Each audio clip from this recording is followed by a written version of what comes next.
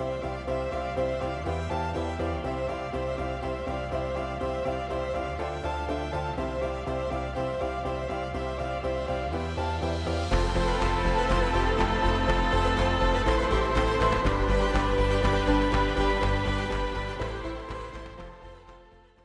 right, good evening, everyone. We're going to go ahead and get started. Thank you for joining us for our town meeting information session. For those of you who are joining us online, thank you. We have a good-sized crowd here in person and online. I think most of you know me. If you don't know me, my name is Tony Mizuko. I'm the town manager here in Norwood. We are going to take you through the warrant for our fall special town meeting. As we go through the warrant, it's a great chance to ask questions.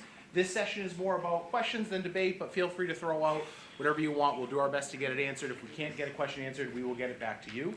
There's a number of articles on the warrant, including the capital plan. The capital plan comes up as one warrant article, but it's actually a number of different items, and it ends up being a few different motions, so we'll spend a little bit of time on that. As we go through each article, you can ask a question as we finish up the description, some of which would be very brief.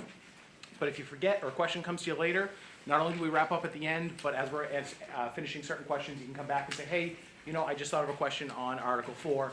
Can you answer me A, B, or C? As you know, you can always email the Selectman's office, the Manager's office, or any of our town departments if you have any questions about any item on the warrant as it relates to that particular department. So, before we get going, I'm going to introduce the boss at town meeting, Moderator Jerry Slater, who's also going to talk a little bit about town meeting and a little bit about the consent agenda. Madam Moderator, the floor is yours. Thank you, Tony, and thank you for calling me the boss of something.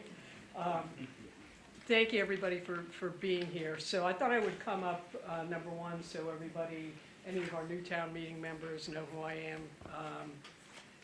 Number one, registration, if you want to speak on an article, because the warrant is out, registration is open, and you can do that by emailing me. I would prefer that you email me so I have a record of that. Also, for this town meeting, we're going to do something new. Everybody should have received a letter from the town manager and myself referring to the consent agenda. The consent agenda is actually something that's been in existence since 2019 in our rules.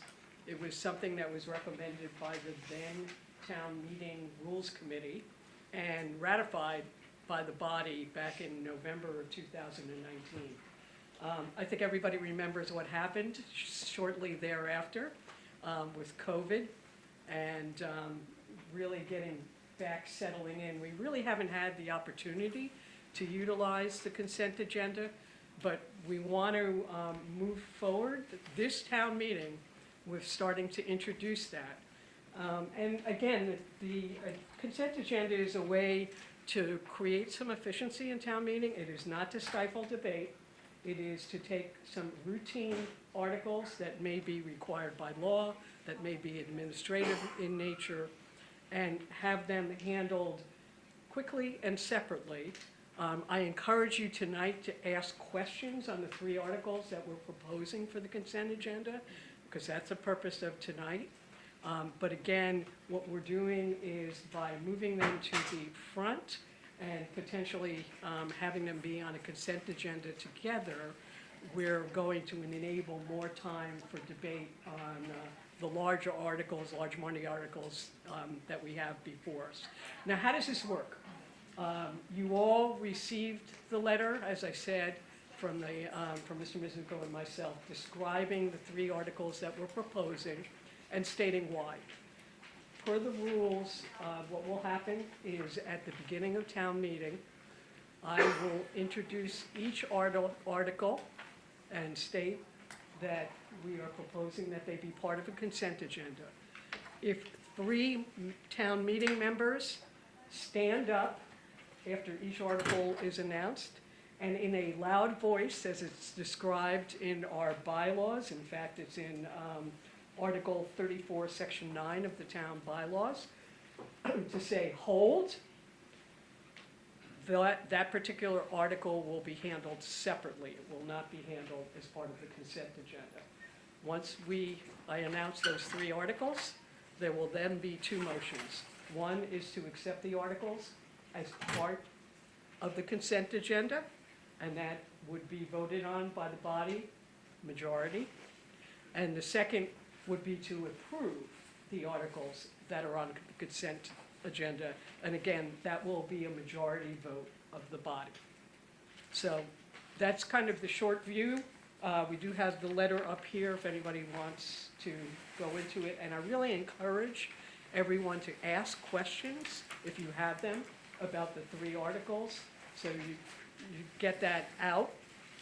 And also feel free to, as Mr. Mizuko said, to email any member of town staff, myself, or Mr. Mizuko if you do have a question on the 3 articles.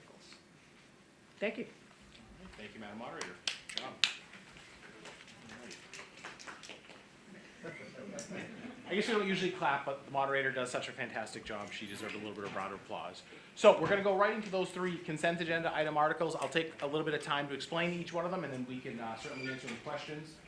The first one is an appropriation for our workers' compensation fund. So the town, like most employers, is required to follow workers' compensation rules. We are self-insured or self-funded. We don't pay workers' comp insurance. Consistent with state statute, any money not expended at the end of the year in workers' comp is held over to a prior year. And the reason is that just has to do with how workers' comp works. You may incur an injury in 1 year, and the final settlement of that injury could be 2 years, 3 years, 4 years, 5 years down the road.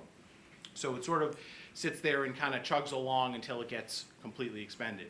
We switched audit firms this past year, and their recommendation is that we actually put some money into the account that holds it so that we have enough to cover some expenses in the event we had a larger workers' comp settlement. And sometimes a workers' comp settlement is a $14 bill that we pay. Other times we've had $100,000 workers' comp settlements depending on the nature of the injury that an employee suffers at work. So our auditors have recommended putting an amount of money in the fund so we can cover really a good year's worth of expenses. We'll be able to reduce the number that's in the operating budget, but it's just sort of following our auditor's recommendation of how other towns do this with this particular state statute. So the money will be coming out of free cash, will only be spent for workers' comp purposes going forward. And again, we can come back to it, but if you have any questions, just raise your hand and grab my attention. Article 2 is an appropriation for our OPEB fund. OPEB stands for Other Post-Employment Benefits. Massachusetts, like every city and town in the Commonwealth, pays retiree health care, so we pay a portion of a retiree's health insurance when they retire. As a result, we have a liability similar to our pension liability on our books for that. And again, every town in Massachusetts, or 340 of the 351, have the same liability. We try to put money in the OPEB fund every year because rating agencies look at it and audit agencies look at it. What was decided years ago as part of our financial policy package is that if there's anything unexpended in the health insurance budget in a given year, that's the money that we'll put into OPEB. We used to also have an appropriation in the budget directly into it. That's been reduced over the years just as there's been some budgetary pressure. But the thought is we allocate a certain amount of money for health insurance every year. Anything that's unexpended would go into the OPEB trust fund. Sometimes that number is high, sometimes that number is low. It's never an exact figure, and it's nothing that we could exactly project because we don't know what employees are going to change throughout the year and whether their health insurance needs change throughout the year. We could have somebody who's not on our insurance, has an event in their own life and has to jump on the town's insurance, and as a result, we have to pick up that cost mid-year. What happens is the opposite as well. Somebody gets off of our insurance, an employee leaves, we're no longer paying their insurance. That's why the budget line doesn't fully get expended. Now, $760,000 might seem like a lot, but the health insurance line is about $22 million. So it's actually not a whole lot of money that gets left over at the end of the year. It's not that great of a buffer, but our financial policy states that we do this. We used to do it within the budget, and then DOR said you shouldn't do it that way. It needs to be a separate appropriation at town meeting.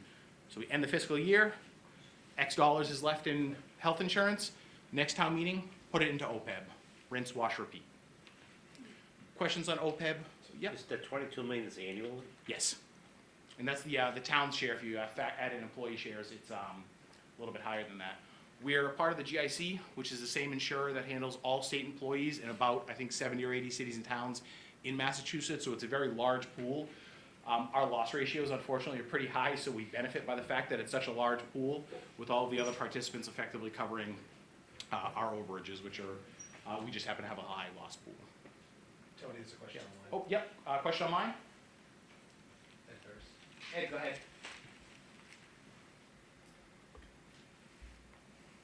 Ed, I can't hear you.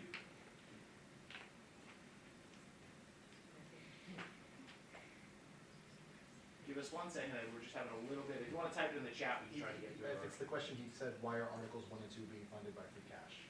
Oh, that's the only funding source that we would have available. So though, it's a separate or supplementary appropriation, so free cash is really the only money that the town would have available to put into these funds, should we wanna do it. Our only financial flexibility really comes with free cash or surplus revenue. We wouldn't take it out of stabilization, because that could create a bond issue, and stabilization is supposed to be for emergencies. Free cash is effectively the money left over at the prior year. What do we want to do with it? And if that is another question, we can come back to it.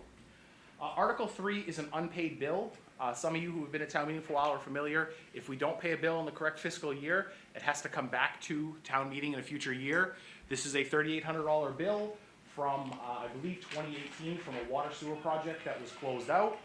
There was still a deficit due in the account that's been carried over the years on the books. Our auditors told us you need to get rid of it and stop carrying this deficit. Sometimes you're waiting for an insurance reimbursement to come back or something to change with an invoice. After a certain period of time, you just gotta close it out. It does require town meeting's approval. It's $3,800. It comes out of the water sewer fund, which is water sewer receipts because it's a water sewer project. But it's similar to our normal unpaid bills. Mr. Hopcroft? Two questions, Tony. First is, seems to me that we had to have something like a 90% approval for paying an unpaid bill from previous years. Correct. The other two are only a 50-50 vote.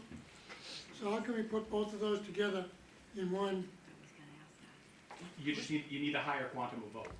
We'd have to get basically 90% on the combined vote. The moderator doesn't think so, but I think if there's a, This is not, we checked with town council, this is not considered an unpaid bill. It's covering a deficit and it's coming out of the water and sewer. So it's covered, it's actually covering a project from 2018? yeah, project deficit. It's Yeah, similar it's a to project deficit, an unpaid so bill. not considered an unpaid bill. Okay. If I understood correctly from the early discussion, we need to vote on each of those articles to put it into the consent agenda. Is that correct? Yes. And then we need to take No, a, sorry, let me rephrase that. You're voting on the articles as a whole for the consent agenda. Correct, Madam Moderator? So you'll say, move to take these articles as consent agenda, second, all in favor, aye, and then there'll be a subsequent vote on the 3 items. well, where does the opportunity to hold come in? When that motion comes up. No. No? Sorry. Good thing he's not the moderator. So the way it works, Mr. Hopcroft, is per our rules, our bylaws, before these motions even come up, I'm going to announce the articles that will be part of the consent agenda. I will announce them one by one. That is when 3 or more town meeting members can rise and yell out, hold in a loud voice. Okay. If anything remains of the 3 articles, then there are 2 motions. One, to include them in the consent agenda. So again, if the 3 town meeting members rise and say, hold, we're gonna take them after the consent agenda. So it could be 3 articles in consent or 2 or 1. Exactly right. Okay. Correct. When the hold, okay, so when the hold is done, then it's just separate item anyway. There are towns that do their entire warrant via consent agenda in a bit more of a streamlined process. Our rules don't allow for that. What some towns will do is they'll go through their entire warrant and say, yell hold if you wanna hold an article. You yell hold, you just hold the article. You get to the end, all right, 27 weren't held, take 1 vote on all of those, and then you take the other ones up individually. Our rules call for a different process, so we're taking baby steps with that process before we try to expand it. All right, thank you. Other questions on the 3 consent articles or the consent agenda process? Agenda, Go ahead, Kevin. consent agenda process. Does that mean that the body could amend and add or subtract articles from the consent? No. No, our rules Okay. call, Again, this is part of our, it's part of the town meeting rules that are in the bylaws, and it's very, very specifically spelled out. The only way you can change it is if you amend the bylaw that keeps the process for the consent Got it. agenda. Questions on the consent agenda? Go ahead. Are we going to be getting end sheets that show the impact from FinCom if all of these are, okay? And then, just on Article 1 and 2, that must impact our bond rating, right? Like, people would look at that when determining our bond rating. Sure, so for the workers' comp fund, having a reasonable balance is important. That's not something we would ever put $5 million in, because it's not gonna be necessary. But having enough to cover a year, 2, 3 years' expenses, it all counts as reserves. At the end of the day, rating agencies just wanna see how much money you have in the bank. Same thing with OPEB, it all counts towards total reserve, some are restricted. OPEB is at, I think, $4.5 million, is that right, Jeff? $5.5 million? Yeah, a little more than that. OPEB. Yeah. It fluctuates with the, where the interest is. The more the better. We're not close to being fully funded on OPEB, but particularly about 6 or 7 years ago, rating agencies were adamant that you do something about it. And now what they want to see is, do you have some sort of a plan? Are you at least acknowledging and addressing it and being able to say, yes, every year we're making a transfer to the best of our abilities into that fund. It grows, the interest accrues in it. And then just a really quick summary of our current bond rating out of maximum and just really high level what our bond rating has with respect to our interest rate on borrowing. Sure, we are AA+, which is the second highest. If we were to kick into AAA, which is the highest, the rating impact would be pretty minimal. You get a slightly better rate, but we're not talking about going from 4.5 to 4, 4.5 to 375. You might go from 4.4 to 4.35 or something like that. The biggest thing, there's 2 things that hold us back, well, 3. Same pension and OPEB liabilities that everyone has, the overall amount of money in our bank, but they look at the income level of the community.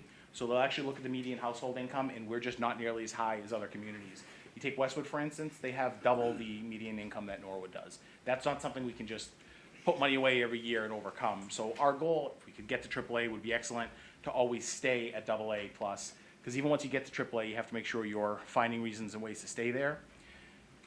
The system is a little bit baked towards rich towns, because there are rich towns that don't have comparatively as much money in the bank as we do, but they're considered to be very wealthy, and their ability to raise money much easier than ours would be. And what's the outlook on our last offering? Positive. Strong economic base, good reserves, good management. All right, questions, and good questions. Other questions on the 3 consent items? All right, we're gonna have some fun with the consent agenda at town meeting. I'm gonna apologize for constantly going the wrong direction on the slides. I don't know the difference between up and down and left and right. Article 4 is an interesting article. We are rescinding a borrowing authorization. Sorry, we are rescinding a free cash appropriation from several years ago and instead borrowing the money. Now, the reason is we go back to 2020, we kicked capital off a few months, and then it was as we were going into the pandemic, we said, we're gonna borrow for everything, we wanna hold on to all the cash that we can because we're just not sure what's gonna happen in the world. What happened in the world happened in the world. Next town meeting came up, and we said, okay, we're gonna borrow for more items rather than pay cash just to sort of balance things out. This is or was a 75% loan grant from the MWRA, where we get 75% of it granted if we borrow the remaining amount and pay it back over time. We at the time had said we just wanna pay cash. It was okay at the time. The MWRA has come back to us and said, actually, because they get their money from the state revolving fund and there's federal money that's included, we have to borrow it and pay them back over time. Not exactly what we want to do, but the 75% grant is the piece that we were going for. So this project is, I think, a 2021 project. It was approved by town meeting.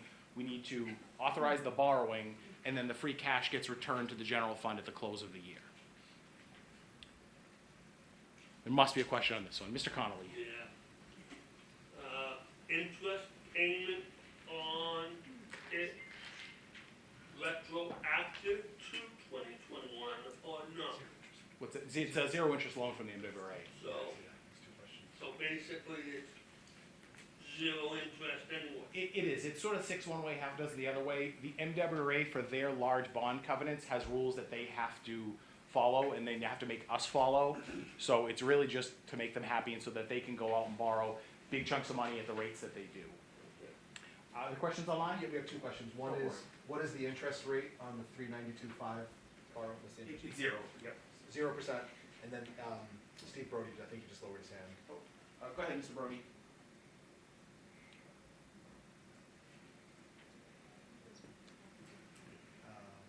Yeah.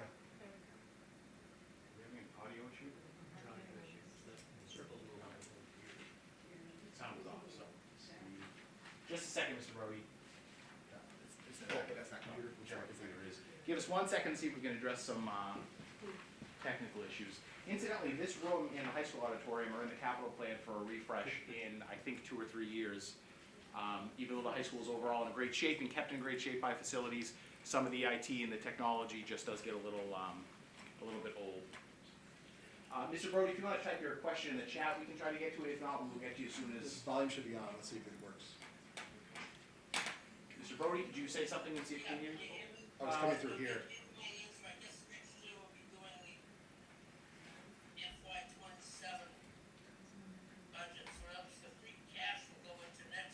Correct.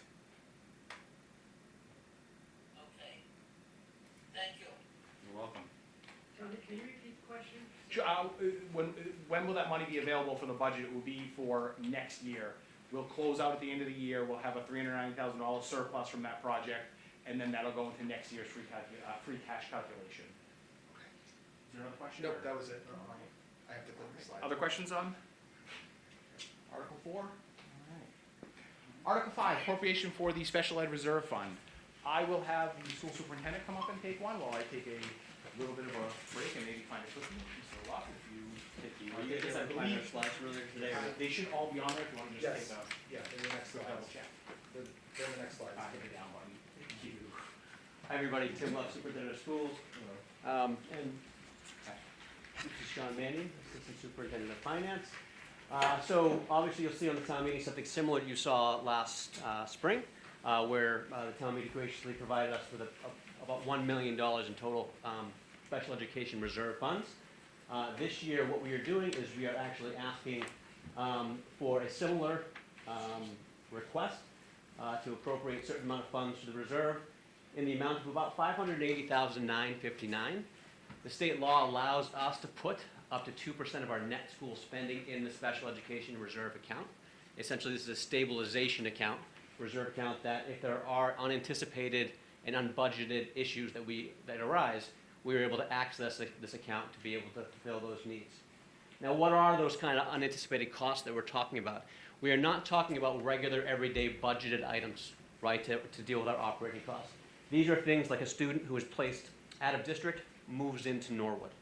Now, out-of-district costs can be significantly expensive, anywhere from $67,000 up to even $600,000, depending on the need.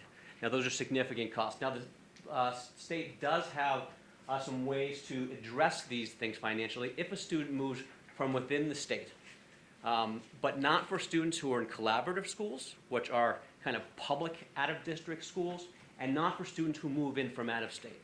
So if a student's family moves in from out of state and the student's residentially placed somewhere within Massachusetts, we would have to pick up that cost immediately.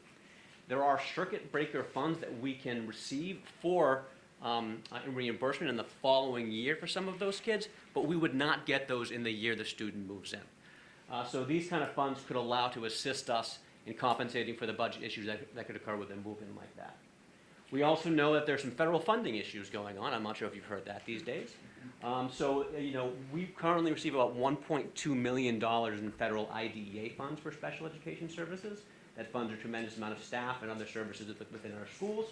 And we also receive reimbursement for Medicaid services, math health services that are reimbursed to us for things like speech or occupational therapy or physical therapy or behavioral support or even nursing in schools. Also, extraordinary staffing costs. So if we have a student who requires a one-to-one within the school district for medical needs, for health-related reasons, these are things that the reserve fund could assist with. Now, I want to be clear that we can't just take this money as a school district when we feel like it.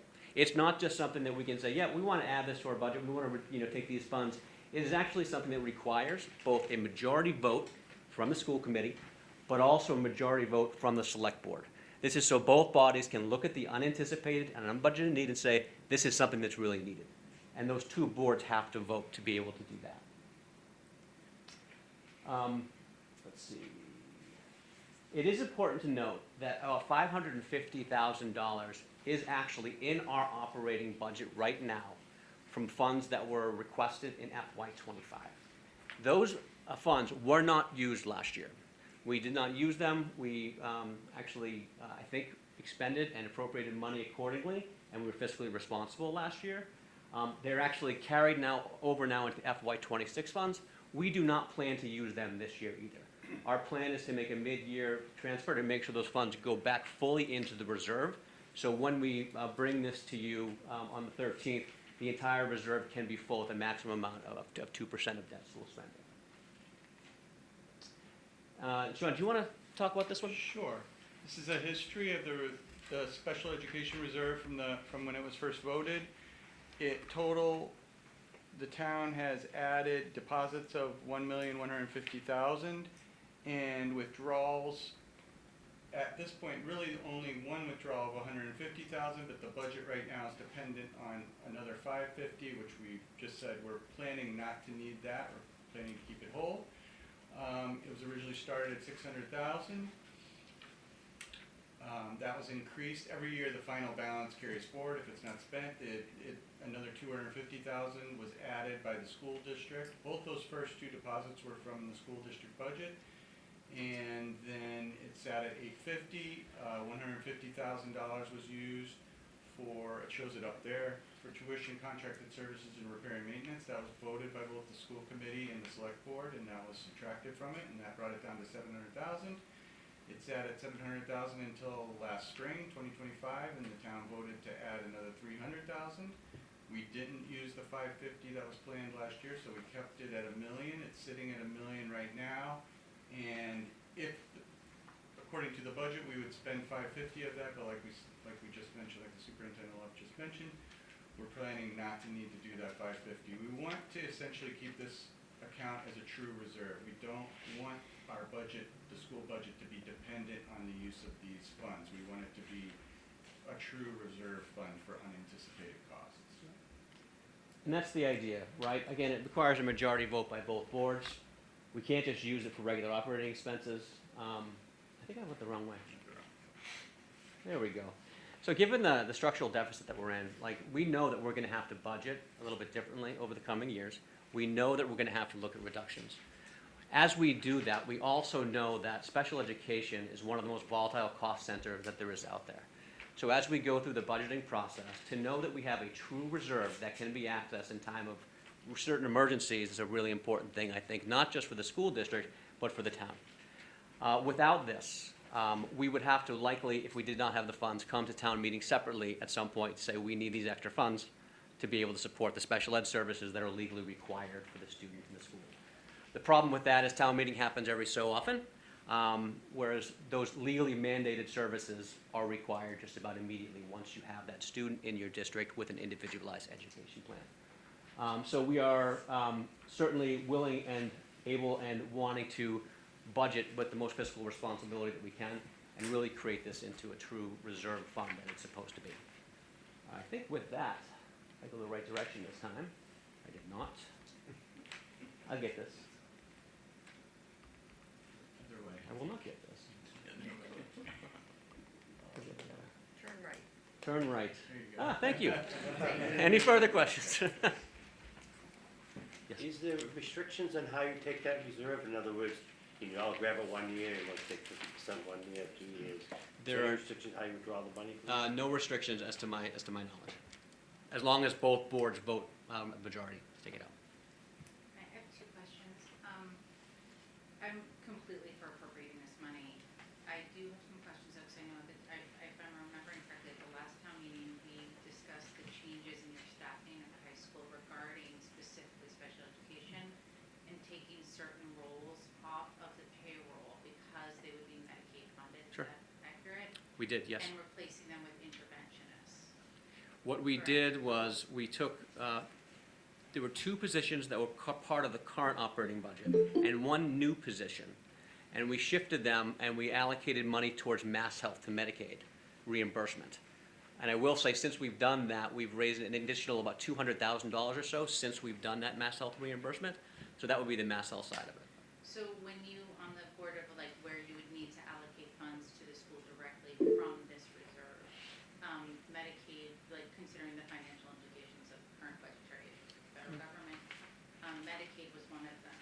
Is that to the positions that were sort of displaced or reorganized last year when we looked at the budget for this coming year? Yes, 2 of them went into the Mass Health kind of reimbursement line, so to speak. So are you guys tracking the data, or how are you tracking the data of the impact of the interventionists over people like the PTs and OTs? So the interventionists themselves were kind of a separate line item. We did some shifts. The interventionists themselves are dealing with general education behavioral needs in our schools, okay? There are multiple special ed interventionists all around, but we were lacking in behavioral interventions for our general ed staff. So we have a monthly actual safety and it's kind of a safety team that meets to look at specific behavioral data throughout the district. There was reporting of behaviors in different ways throughout the past multiple years, where everybody reported something different. We trained our staff and aligned them to report behavior in the same way, with the same language. So now we can actually track, using our Aspen education system, the same types of behaviors at the elementary all the way through the high school, count those behaviors, and then address whether or not they're increasing or decreasing. Is there a question online? There is, Yes. but it decided to mute itself again, so, We will Yeah. work on that. okay. Tom and Kate Kiad. Do you have a question? Kate? Yeah. I don't know if you're talking, Kate, you're muted.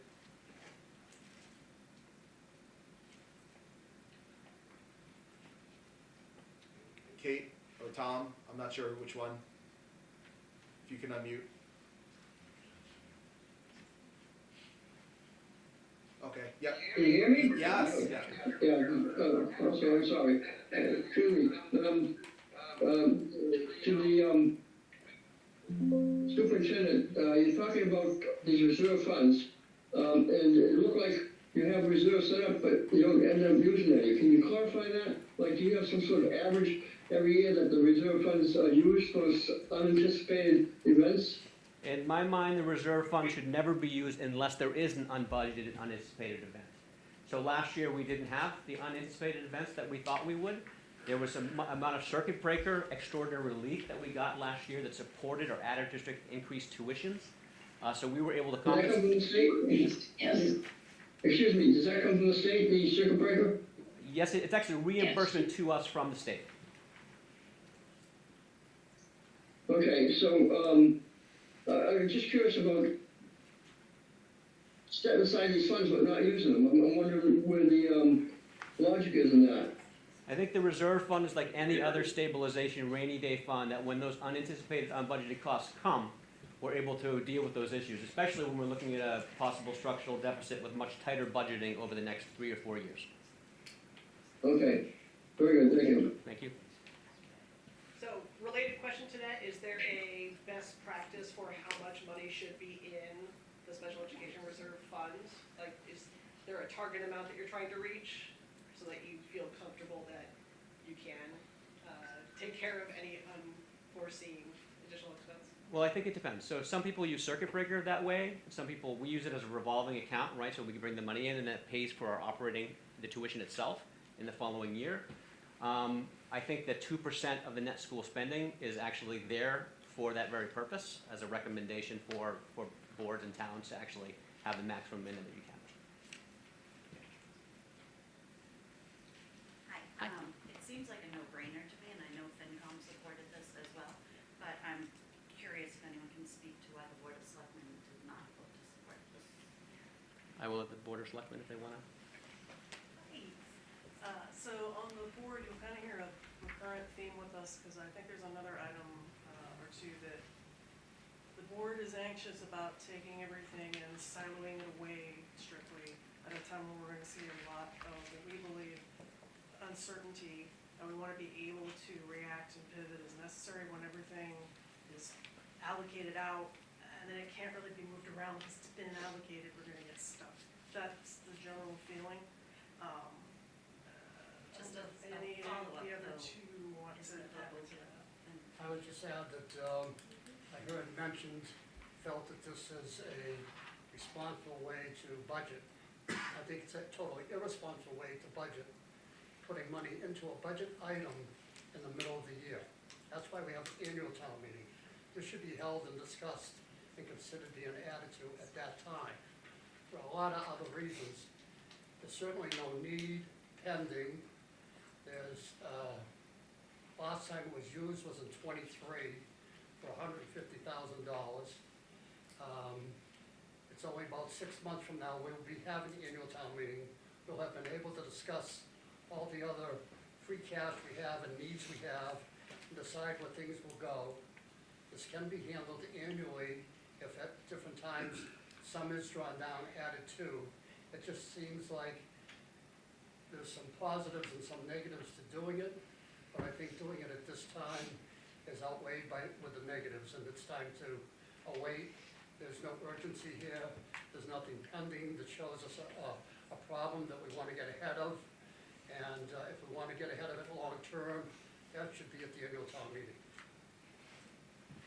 As a follow-up, I think we just heard that we're doing all this OPEB stuff as putting money aside ahead of time that we don't need to.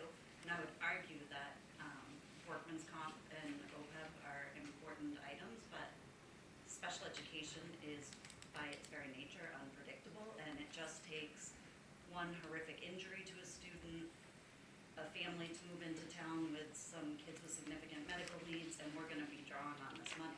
I think it would be very fortunate if we could fully fund it and leave it there and not need it, but as a special ed administrator in another district, I can tell you that is extraordinarily unlikely.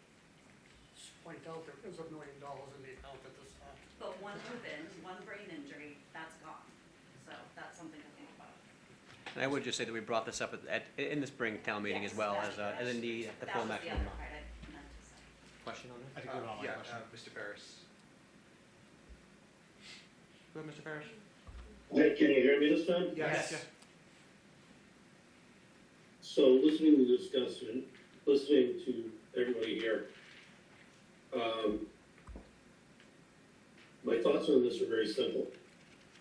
Special education for the past 30 years has been unpredictable. It's not going to change. It has steadily gone up, and I don't see that changing either. The one truth that we know throughout all of this is that when special education goes up and we are not pre-prepared for it, we take away from every other kid in the system. And we can't really allow that. So if we have the money to invest in this now, we should invest in it now. We can't hold it off, and we can't put it off because kids don't have time to put this stuff off. Their school is locked year by year. They have to get things done. They have to have the services to succeed with their schooling. And to try and undercut that and then talk about it after the fact, that's not a luxury that they have. It's certainly not a luxury we should take. And that's the only thing I have to say on this. I'm in favor of it. We should put the money aside, have it set aside for special education because we've got it now. Thank you, Ed. Thank you, Mr. Ferris. Other questions? I know it's gonna come up later, but I just find the logic of the selectmen board very inconsistent when it comes to appropriating money for things in terms of locking up money in either a reserve or the purchase of property, and that's really disappointing. This is for the children of our community, and this is something that could benefit our entire community moving forward, considering how many of our folks, our young people, stay in Norwood long term. Other questions? All right, Okay. we'll move on. Here, push that one. I Yeah, think. it's the down one. I swear it changes on you. Okay, thanks. Article 6 is an article recommended by the Finance Commission to put $2 million into a capital stabilization account. Town meeting may remember, we voted to establish a capital stabilization account earlier, I believe actually last year. This would appropriate $2 million of free cash into that capital stabilization account for future capital needs. Questions? Yeah, go ahead. Has this Board of Selectmen rendered its opinion? Yes, what was the board vote last week? Mr. Donnelly, you recall? 5-0 not to support. Okay, yeah, the board voted 5-0 not to support. At least that's consistent. Yeah, originally there was a 3-2 vote, and then the board took a reconsideration at their last vote, at their last meeting. Questions on capital stabilization? No? Okay. Article 7 is the acquisition of 820 Deposit Street, often known or referred to as the Kosky Farm. This article would seek to preserve the last large open space for future generations by acquiring the Kosky Farm parcel at 820 Deposit Street. This property has been on the open space and recreation plan since the early 2000s. Other projects have gone on and off that plan, but this one has consistently been on that plan. The total negotiated amount is $7.25 million. It's actually $7,253,000, $848. Fortunately, no cents to acquire the Kosky Farm parcel. So here's a map of the parcel. Some folks may remember several years ago the town purchased we call it the Forbes Hill property adjacent to the Moderna campus. And there was a thought that that was sort of to keep out development, sort of for open space, and we're going to see what we would do with it. We purchased that property, and the town quickly came to a decision that there was nothing reasonable that the town could do with it, and would put it out to sale. After a number of challenging sales processes, finally ended up selling for quite a surplus, and the town netted about $10 million from that sale. $4 million of that went into reserves, both the regular stabilization account and the override stabilization account. And there was a little more than $6 million cash put aside specifically for open space with an eye towards this particular property, knowing that it was in that price range and in the price range and in the plan to be acquired if we could. There aren't too many other parcels. So the property has been an operating farm for many years. The farming portion has slowed down. Open space is acquired simply for the purpose of open space, to prevent development and to allow open space. Should the town go forward with the purchase, there would be, since there's some photos that are a little tough to see, should the town go forward with the purchase, the selectmen would establish a committee to look at what we may want to do down the road on the property. But to be clear, the point of open space is open space, and the point of acquiring it is to be open space. So there's not going to be a big facility plan. You're not going to have 10 buildings down there. It would likely be, maybe you do a parking lot, a trailhead, a bathroom, some picnic areas. You might be able to fit a football field there or a soccer field if one's needed. But the point of acquiring the property is to preserve the open space. So there's not going to be a lot that goes on there. It's not going to be a new school, a new DPW garage, a new police station. The point is to acquire the open space for the purpose of open space. It abuts some airport land and some other land the town owns. The great trailhead into the rest of the trails that the Trails Committee is building throughout the, near and adjacent to the airport land. So we've heard for many years about acquiring open space. Last large parcel in Norwood is the Kosky Farm and some of the adjacent properties. And these are just some more photos from the property. So the family's asked for a couple of things in the transaction. They have a desire to keep the property open space. They'd rather sell it to the town than a developer. The family matriarch still does live at the front house on the property, which is not included in the sale. They'd ask that we just avoid use of the property until the family matriarch has moved on. And she's up there, so a little bit of an awkward topic, but they wanted their mom to stay there until she could without much disturbance. And they verbally said that they would then see if the town wanted to purchase that property, but I don't know where we'll be at that point in time. So we would acquire the property, not much would happen right away, and that's good because we're not going to be spending any significant money on it, and the point of the open space is to acquire the open space, to keep it as open space, not to acquire it, develop it, build other projects. Before we get to 814 season, I will pause here because there's a lot to it and take questions on Kosky Farm. Yeah, go ahead. Your map outline, was that just Kosky Farm, or was that including the 814, 816 properties? That is just the Kosky Farm. You can sort of see the 814 and 16 right here. Okay, so my questions are, it says, for one of the questions in here, it says, will any tenants be displaced? It says there are there are a few existing tenants on the property and they won't be displaced. I'm curious about three things. I'm curious about rent, maintenance, and liability for people on the property. Sure. So for the Kosky Farm property, this house right here, which the town would be acquiring, there are folks living there. They are planning to leave. They are leaving regardless. In the past, when we've acquired property, people have expressed a concern, are we booting people out? Is the town coming in and buying property and saying, haha, it's ours, and kick it out? We don't need to do that, so we would not. The family's intention is that they would leave. Our goal is that we would not, at this time, have any tenants in that property. Doesn't mean that down the road, the town couldn't look to work with the housing authority to place a family there. I don't think we would do that on that particular house, but we could do that. You could look at it as a caretaker's residence. There are some towns that do that, but there's no one being booted out. So would this be deed restricted to just open space? So when you say put a family in there, if it's open space, can you actually legally put a family in on open space? You can. We're purchasing it for the purpose of open space. There's no deed restrictions on it. The family is transferring title to the town, clear of any restrictions. Even if you could put a deed restriction there that nobody could live there, we wouldn't long-term want anyone to live there. I think it would only be a short-term arrangement. Because at some, Sorry, so no deed restriction, could the airport eventually buy the property from the town? no, Not not at would all. they, but could Nope. they technically Absolutely purchase not, for a million reasons. First of all, the airport, while they follow FAA rules for how planes fly and take off, the airport is a part of the town. It would have to go to the town and ask if they could do anything with that land. There's some wetland in the center of the parcel. So I know this comes up and people spread these rumors, and I'm gonna be honest with you, they're a little on the crazy side sometimes, that the airport's gonna buy it, that we're gonna launch spaceships from it, that they're gonna expand the runway from it. It's not going to happen. There's actually, not only is there some wetland, sort of right here in the middle, there's a stream that runs along here. So we would need 37 different town meeting votes and hundreds of millions of dollars to try to push a runway towards I-95. It's never gonna happen. I guarantee you it's never gonna happen. Why would we not deed restrict it? We could, there's just no need to. It's not being sold with a deed restriction.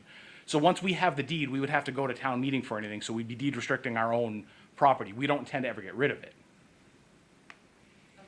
Good question though, but does anyone have any questions with the airport? Because that's always a rumor that comes up, and I wanna make sure we put it to bed. It's not expanding the runway, not, okay. Tom, and I think I had a question up here. So does your map show Mom's house? That mom's house is right here. Okay, so it's not, okay. We'll go to Sarah. Is Make it my a way down. working farm?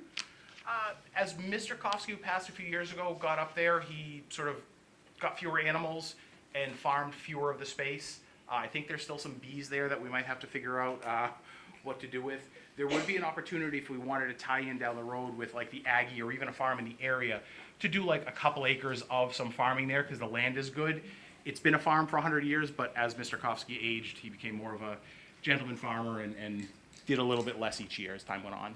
And just a second question, with the water running through the back and the wet area in the middle, is it even buildable? Yep, there was a wetlands delineation done 5 or 6 years ago that it said that they could get 35 lots out of it. We said we think it's probably closer to 30. You can always challenge delineations, you can always get new ones, but 30 seemed reasonable, give or take a few. Mr. Hopcroft, and then right down here. So. Can you identify all of those roads, please? I can barely see the roads. This is Fortune Drive, and this is Worthing Circle, and this is Neponset Street. So where is Meadow Street from there? And the river? Yeah, Hi. by the light right there. Let me just go here and then I'll jump up to Amy, right here. Okay, the person that's living there, the older woman, Yes. is the town going to be responsible for maintaining her property? No, her property here where she's living, Is that That's her- going to be? that's not part of the sale, that's not part of the just a sale. private home. Okay, another question, I went by there. To me, open space means quiet, calm. 95, north, south goes there. Pollution, if I'm going to walk around somewhere, I don't want to be breathing fumes from whatever.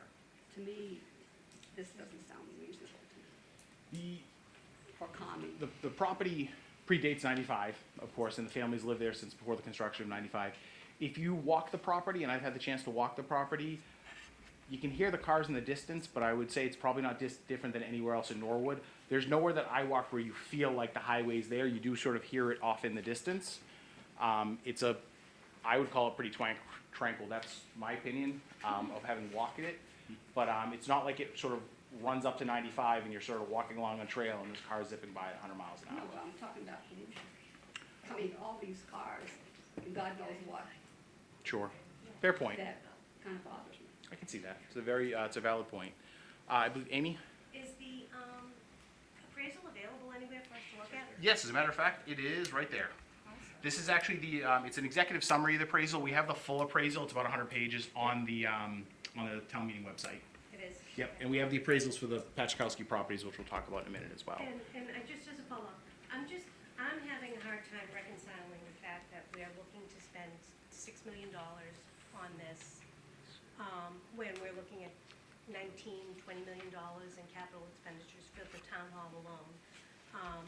I know when the Forbes sale went through, that town meeting that was elected at that time thought that it was a good idea to maybe appropriate these monies for future open space purposes. That was a different time. We're not obligated in any sense to have to put that money towards this as an elected town body at this time. And I really feel as though this is not the right time to be doing something like this. We have a lot of money that we need to appropriate, and I don't feel like we should have to be borrowing to do a capital expenditure when we have a lot of money sitting to do it. Sure, it's a valid point. In terms of planning, we're always subject to, every year there's a new body. The town wanted to acquire, and the town is committees of residents. It's not just, wasn't me, it wasn't my predecessor. For 20 years has planned to acquire some sort of significant open space. And 4 years ago, put the money aside for doing it. So we can say, gee, now's not the time, it's not a great time, but it is actually when we've planned over many years to finally get here. Had we not put money aside for Forbes Hill, this proposal still would have been coming forward to, let's bring the property up, because once it goes, it's gone. I don't think somebody's gonna put one house there and continue to sort of be a gentleman farmer. So the time is never easy, but what's the saying? The most expensive land is the land you didn't buy 10 years ago or 15 years ago. We likely don't have another opportunity to purchase open space. Now, do we have competing interests? Sure, Town Hall needs a renovation in a couple of years. We're gonna have to figure out how to do that. We have an operating budget, we're gonna have to figure out how to do that. We're gonna figure out those problems whether or not we have open space. So this is a chance where we have to say, gee, right now it's a little challenging, there's a lot of competing items. Do we do this now? In 30 years from now we have it, in 40 years from now we have it, in 50 years from now people in Norwood will have that open space? Or the town has the right to choose, we're not gonna do it, and we're gonna walk away from our last chance to get a sizable parcel in town. I can tell you we hear about open space a lot, and if we wanna do it, this is probably the only way we can reasonably do it, given just our development constraints. Another point somewhat related to that, housing always comes up.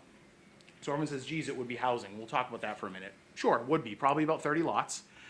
Everyone knows we have a housing problem in Massachusetts. I don't think the $1 million+ properties that would likely go in there will do anything for the housing crisis that we have. And candidly, if we're focused on our little 10 square miles of the world, I don't know that folks in Norwood are gonna sell their house for $600,000 or $700,000 and buy a $1 million house adjacent to 95. And interestingly enough, we have other properties that were looked at for comps along 95. They sell for $1 million, $1.2 million. It's based on the size of the house and the lot. So would there be housing there? Absolutely. Is there a cost benefit to residential housing? Of course there is. It brings in some taxes versus it requires some services. We do also have about 300 units going up in the center of town, near where the hospital site is. So is that the housing that we want? Is this the housing that we want? That's coming one way or another. But it's a valid point. This is why we have town meeting, to thoughtfully discuss what's in our interest, where do we want to be in the future with things like this. I'll go here and then I'll go back there. Me? Yes, sorry. Yep. Okay. So one of the things I'm always concerned about when we talk about things like open space in Norwood is access. And this is not an easy place. It's not accessible to a lot of the residents in Norwood, particularly if you think about South Norwood or over on the other side by like the Willett. And I'm wondering, has the town ever discussed like providing access or transportation within the town to get to some of these sites that would make this a more reasonable purchase for the whole town to benefit from? Sure, so that's actually a great question. It's the other side of town. Now, in every other town, the other side of Route 1 would not be a big deal to get to, but we know in Norwood, crossing one end of town to the other is a little difficult. At some point, you'll be able to access all of it through a trail network. In terms of a local shuttle, that might be a program that the rec department, that folks are able to work out where they do have that, some sort of an option. If there's a demand for that service, we'd have to look into whether that's something that could be provided. Other than that, it's always a challenge to get from one end of the town to the other. We only have the 34E bus that runs up and down town, and that's about it. But to your point, we acquire open space in different areas. We have schools in different areas. You try to spread out what you have around the community. We also don't have space anywhere else. If we had 10 of these parcels in town, we could be a little bit more fastidious and say, okay, we want it here, we want it here. The little bits of open space we have in South Norwood, it's very small. We have in Dean, which is very small. There's a nice trails network at Hawes, but candidly, it's not all that big. And then we have the Bernie Cooper Park, which is beautiful, but we have a couple of small pockets. We don't have anything as large as this, and we have that connectivity issue with all of our open space. It's tough. We're small and dense, but we're not so small that you can completely walk from one end of town to the other.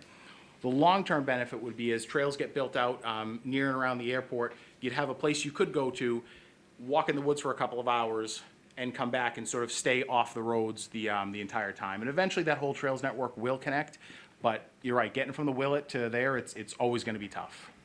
It's a very good point and a valid point. Mr. Greeley. Thank you. So, a couple of points that, the question about noise and pollution. In the top right corner, you'll see that there's a red easement line that's kind of challenging to see, but it goes basically from 12 o'clock to 4 o'clock, yeah. So that's an easement, and the Trails Committee has taken advantage of that, and that's, in that section of the Meadow Street property, that's where the trail is. It runs on top of the easement.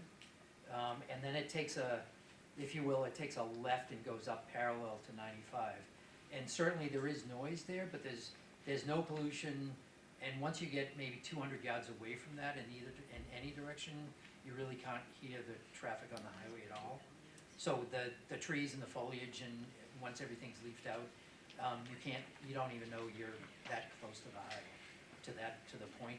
And there's certainly no, other than kind of a random spare tire that got pushed down the hill, you really can't see any physical pollution or detriment as a result of the highway.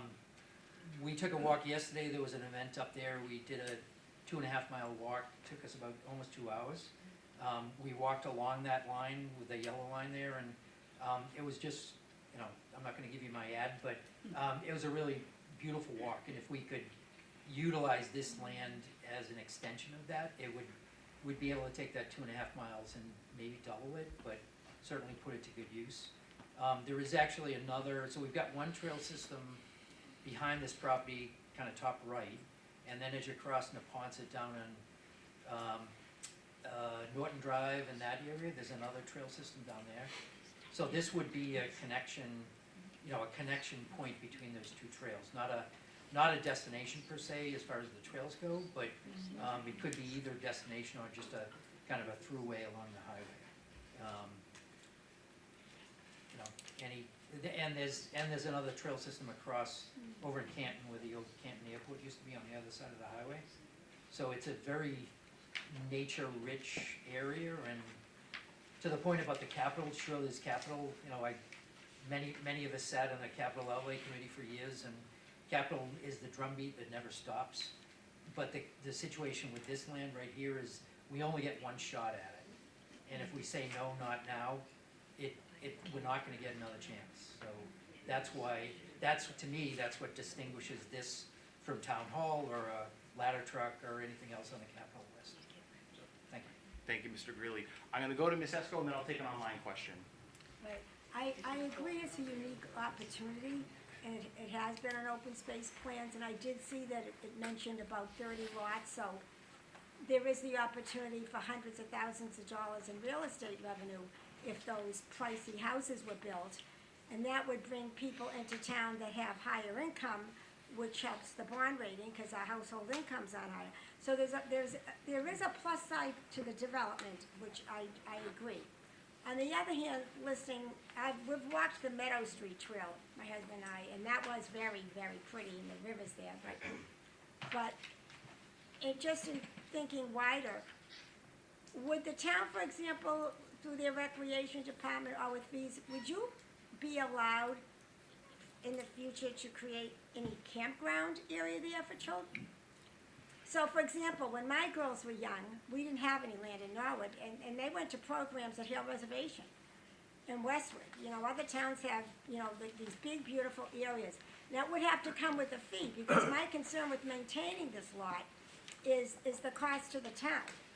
And then it becomes prohibitive, but I don't think people expect to go camping without a fee. would that be something, a recreation department, with a fee-based? Sure. Would it be an area someday in the future that something like that could be done?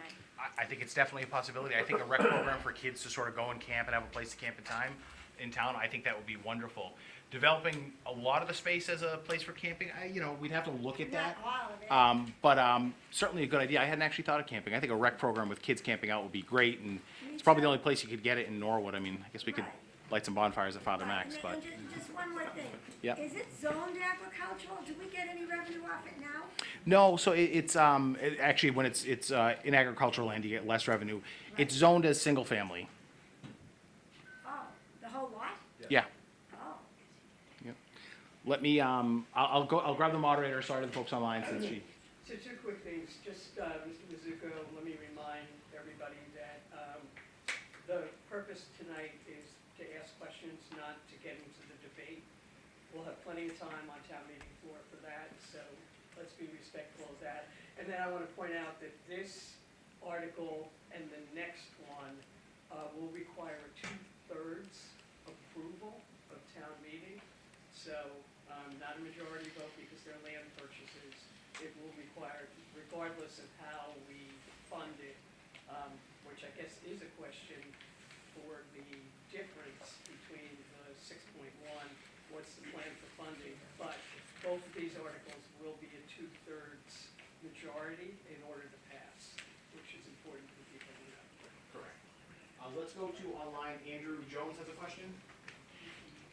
Andrew, if you want to unmute yourself. Hi. Yeah. I was looking at the appraisal and I saw that there is a supplement is for $500,000 and this appraisal is $7 million. And I was curious what explains that discrepancy. Yeah, I didn't quite hear it. You said there was a discrepancy on the appraisal.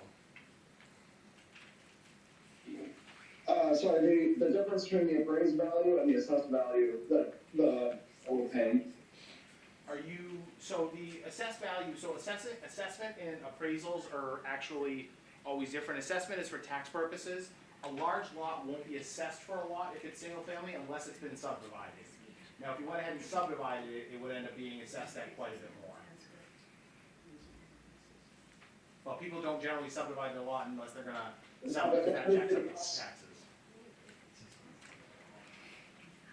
If anybody else purchased that property and they subdivided it, that would be about $7 million of assessed value?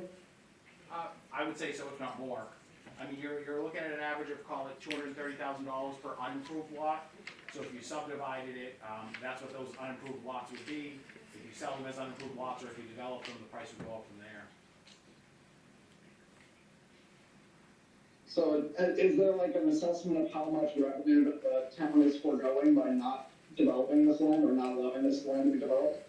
Sure, so it depends on what ends up getting built there. So if you take 30 home lots and assume that they're probably $1 million homes, you're probably looking at, call it $300,000 a year. Maybe it's $350,000 a year. What you have to remember though is that that revenue comes at a cost. So obviously the development will pay for sidewalks and streets and everything else that goes in. Over time, as that needs repair and replacement, the town picks up that cost. And then if we end up having kids that go into the school district, which I assume if you have 30 kids, 30 homes, you probably have a few kids, there comes a cost with that too. So whenever there's always a cost and a benefit to development. So is there some net tax revenue probably in the first couple of years? Sure, but we did just hear the superintendent talk about you could have a $500,000 special ed case. That's not a reason not to or to do a project, but we can't always look at single family homes as saying, it's just gonna generate us this money and assume that we have no other costs whatsoever. Single-family homes are tough to actually cover their cost in terms of taxes. I'll just give you a quick example of that. If the average tax bill in Norwood is about $8,200, we estimated, what's a per pupil expenditure up to, 18 grand? About that. So you have to pay taxes for 2 years to pay for one kid to go to school for a year. So if you put a kid through 13 years of school, how many years do you have to pay taxes on your property taxes to pay for that? And obviously, everyone doesn't pay directly, right? We're a society, we share the cost. We have a large commercial base in town, which is why that works. But the cost on residential homes ends up not always working out. Sidewalks and roads after 20 or 30 years end up costing a fortune. So there's a plus and a minus there. Costas? Or no? Yeah, gotcha. One last question. That $6 million on the town, I mean, war sheet,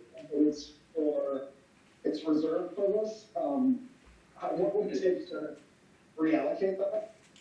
So that money came from a real estate sale, so. Or is it possible to reallocate, or is it? Sure, so that money came from a real estate sale, so under state statute, it can only be used for real estate or capital projects that you would otherwise borrow for.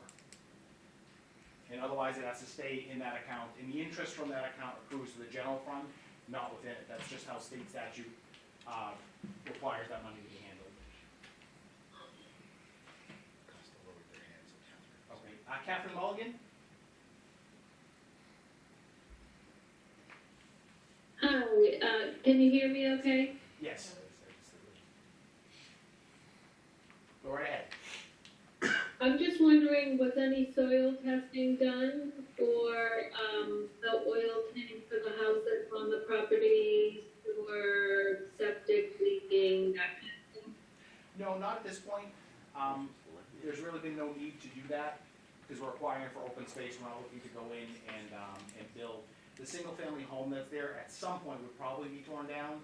Again, there's a possibility it could be a caretaker facility, could it serve as a building that we would use, possibly, but our use would be limited.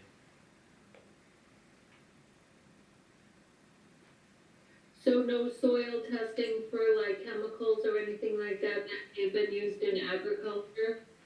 No. It's been sort of a family farm for many years, not to say that there couldn't be anything there, but. Okay. Are there other hands in line? No? Okay. Hands in the room. I know I skipped a few. Ms. Doyle? You skipped me, but the moderator cut me off. Oh. No, can I just say this? Absolutely. When I was on Concom, Yes. when Al Getz was out, the agent then, there was a peer review done on this property, and because I was the chair at the time, I got the privilege of being able to walk that property during the peer review. And it took quite a few hours because it was sampling the soil for the delineation that was done by the Kofsky's family, who they hired. And the thing is it's actually a great piece of property. It really is. And when you're able to walk the entire thing, it is very, very peaceful. And you really don't hear the traffic because there's a tree buffer zone that runs the full length of that property. Even the off-ramp coming onto the Neponset, there's a tree buffer the whole way. So I'm, to be honest, because I was on Concom and tree hugger, I'm in favor. Sorry, I apologize, but I just had to say it.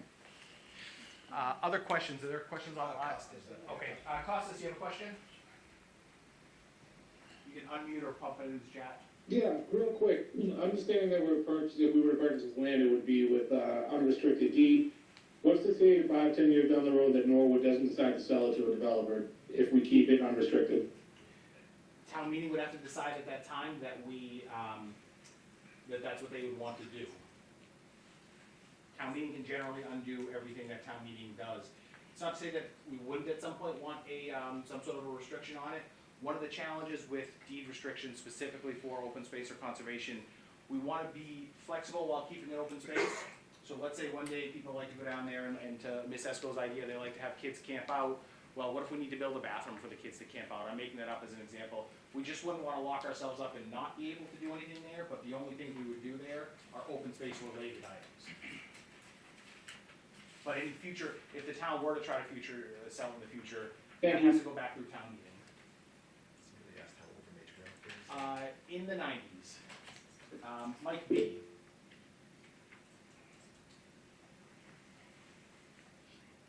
Hi there, can you hear me? Yes, we can. Go right ahead.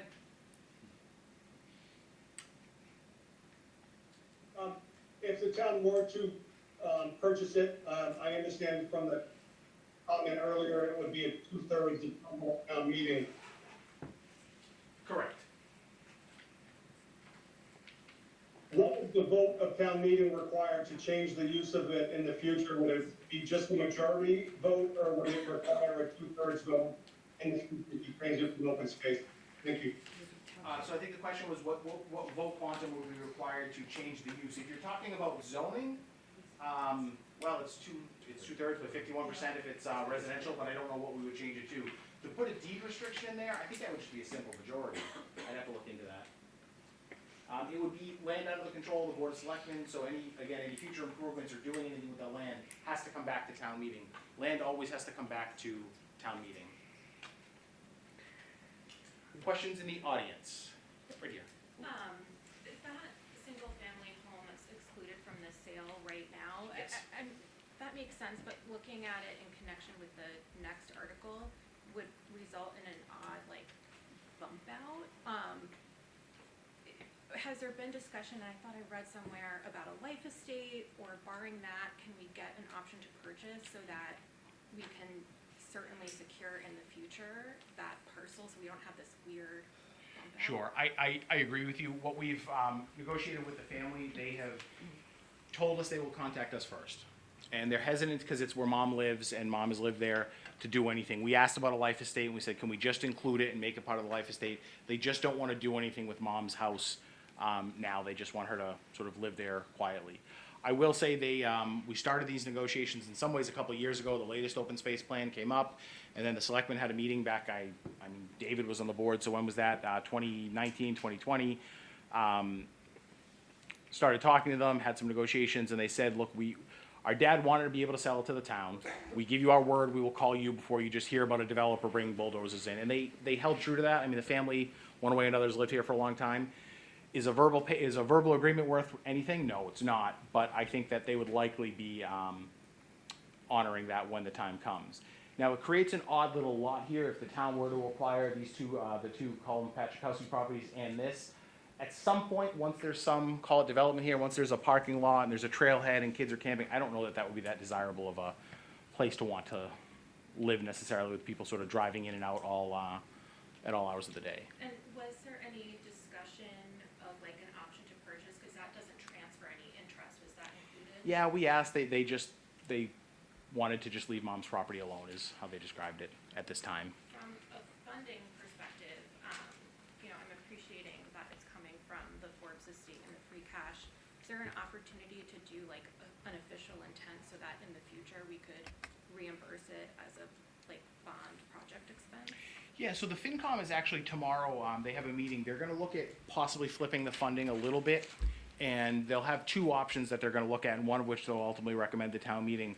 It relates to the capital plan and it relates to the other properties, but do we take there's basically two options to finance the whole capital plan and the purchases. One will have longer debt terms and less of an impact on the operating budget. The other one would have shorter debt terms, but a higher initial impact on the debt budget. So it may only be a delta of $100,000 or $125,000. If we take a step back and not think about individual projects and how we do it, and look at the total funding scheme, which is what the funding plan, which is what the FinCom wants to do, it comes down to option A might be all debt is gone in 22 years, but the payment's $800,000 a year. Doing it this way and rejiggering all the money, we may have debt for 30 years, but actually that payment can be dropped to $700,000, which would provide a little bit of less pressure on the operating budget. So it's a... So next week, are we gonna get a presentation? Yes. Like, is the ultimate expectation is that while the acquisition might be funded from these proposed sources, that at the ultimate end of the day, like, it's gonna be refinanced with debt? There, possibly. So instead of taking the Forbes money and putting it here, if we put it here and then borrow here, it is just kind of moving things around on the chessboard. Ultimately, it might mean less money in the annual budget. Instead of paying cash for that, do we take that cash and, for instance, buy the fire truck instead of borrowing for that, which only has a 15-year lifespan? We're getting to the same place. Think honoring the intent. It's just, do we want to have a lower impact on the operating budget? It means we're paying the debt a little bit longer, but there's always a benefit to that. So there'll be a final, I think the FinCom will have their numbers and make a recommendation tomorrow, and that'll be what goes out. And then last question. Sure. For all of these taking proposals, are they gonna be expressly limited to like negotiated PSA taking? Yes, absolutely. So it's a great question. There's language in there about taking. The town has the authority under its eminent domain authority to take any property for any so purpose we see fit, right? As long as there's a public purpose. Generally, the town would actually prefer to take property rather than buy the property. We pay the same price, but we get a clean title and we've done a title search, we don't think there's any issues, but town always gets clean title when we do a taking.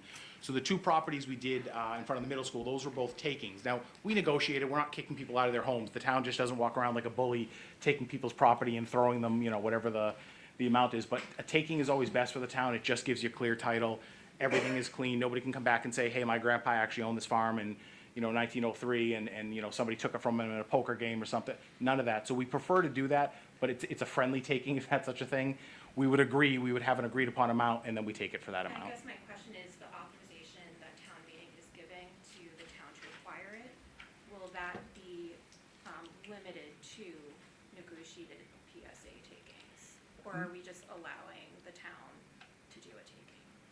You're allowed, you would be authorizing the town to do a taking for the appropriated amount. But not necessarily negotiated? Or can we add that it's a negotiated? I think we can talk to bond counsel and look at adding that into the motion. Make sure it's 100% clean.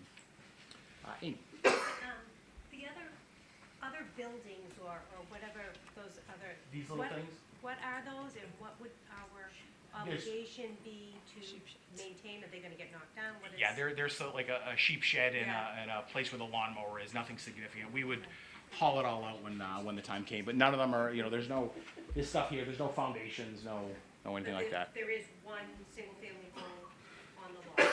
It's right here. And that's a little barn building. That one we might keep.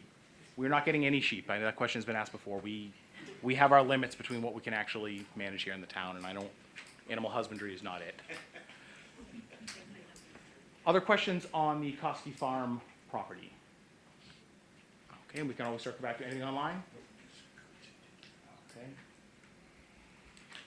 So in addition to this article, the town is proposing the acquisition of 814 and 816 Deposit Street. These are here.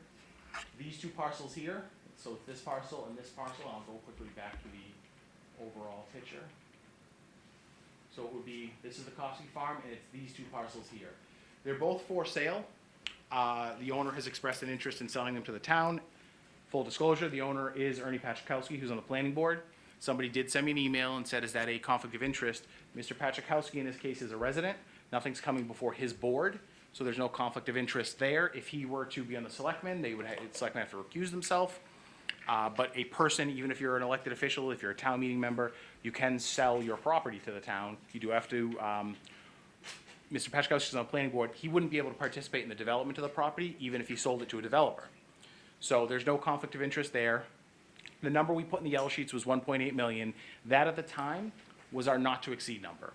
We were working on an appraisal, and at the end of the day, as I think most of you know, what does the town pay for property? What is it worth to the town? We really, really need something and we're screwed. We would pay a lot more for it. Forbes Hill was a magic number thrown out there that somehow we agreed to many years ago, but that's in the past. But that was the number that the board felt, regardless of what an appraisal showed, they would not exceed. Plain and simple, that was, there is a limit to what we do. Similar to the Kosky Farm, I think that had a not to exceed somewhere of around $7.5 million. If they'd come back and said, we can get 11 from a developer, that's pretty much above what we would want to do. We did finally on Friday at 1 o'clock get the appraisals back for the two Pachakowski properties. Came in at $750,000 each, so a total of $1.5 million. I did contact Mr. Pachakowski this morning and he agreed to those numbers. So the purchase price for the two Pachakowski properties is a total of $1.5 million.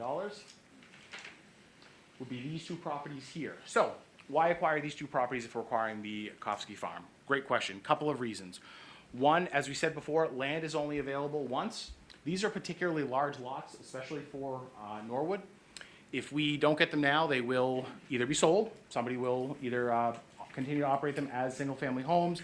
You might be able to do like a very small subdivision here and put, 4 or 5 little townhouses, similar to like, if anyone knows like Katie's Way in South Norwood, you might be able to do something like that. So they're for sale now. If they do get sold, they'll never come back. And I would suspect if we don't buy either properties, one developer will probably try to buy the whole thing. It would give us better access to the property if we were gonna put an entry road, moves it a little bit back from the highway. Would give us a place, if you look at the overall map, I'm gonna go back to the overall map. If you think that this becomes part of the parcel, you could have some crosswalks here, there might actually be a crosswalk there. This might be where you enter and you park, and then that way you have the entirety of the property. Now without them, you would enter here, have some of that here and have access to the property. We'd be able to do a nice little tree buffer here along with the neighborhood on Worthing Drive. Not that that's the sole reason we would do it, but if you're gonna have people accessing the property and playing games and camping and picnicking and things like that, gives us a chance to make sure we have a strong row of arborvitae or something. So assuming we eventually get this, you're just seeing the entire parcel connecting to open space the town has and access to the airport lands up there. Questions on the Pachkowski properties? Sarah?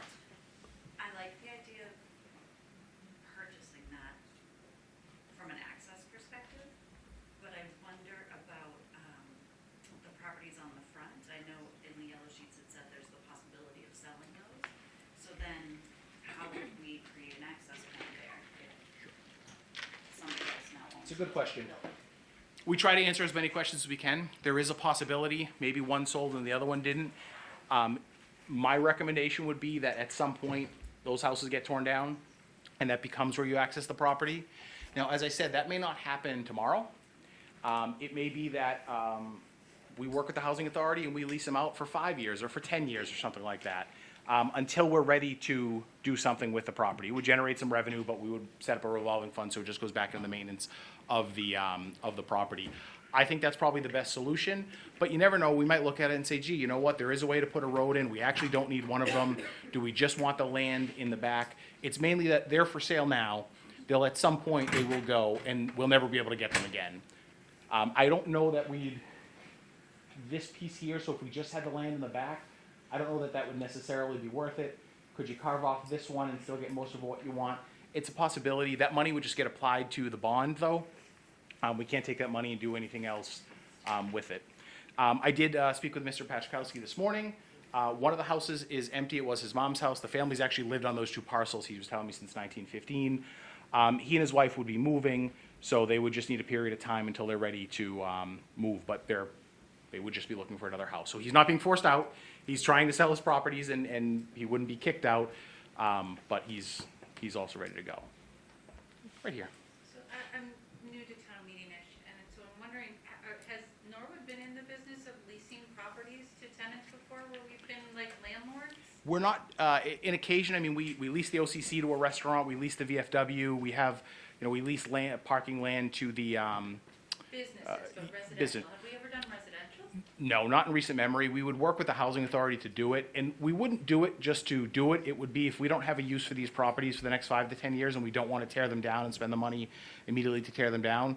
The housing authority might be able to get a family in there. Maybe it's a veteran family. Maybe it's just a family that needs a house. But it really wouldn't be a permanent. We're not doing it to do that. It's just if we're not going to use it for a period of time, this is an opportunity to get some income in it and get somebody living there and actually help folks who need housing. So I would go back to my other questions that I had for the other property in terms of rent, maintenance, and liability Yep. to the town if somebody's injured on the property becomes a big issue, especially since we have no experience being landlords to tenants.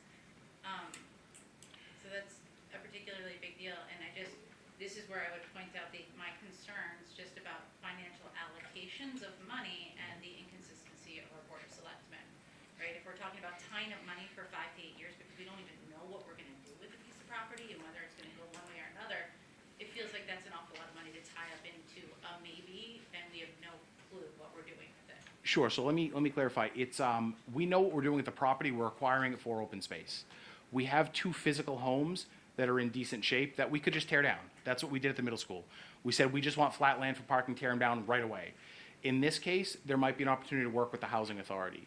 When I say work with the housing authority, what we would likely do is just have the housing authority, which does manage and maintain close to 600 units, they would essentially manage and maintain it for us while we're waiting to spend money on deciding what we're going to actually do. Does the road go in? Does the road not go in? Those things will take some time. The opportunity to acquire the property is now. We don't have to do that, but that might cover the cost of maintaining the property. Now, if we decided not to, what we would end up doing, board them up, and at some point come to town meeting and say, we're ready to tear them down, let's tear them down. As for the insurance and the liability, the town maintains a pretty significant general liability policy. We're covered for several $100 million worth of losses. We're covered for injury on any of our property, any of our governmental functions that we get into.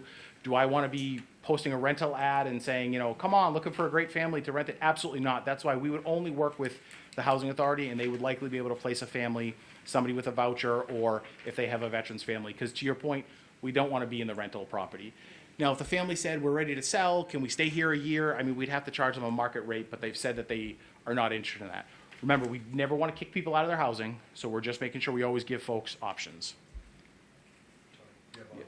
Yep, online, who's the? Gail. Gail, go ahead. Oh, hi, can you hear me? Yes, go right ahead. Oh, there's an echo.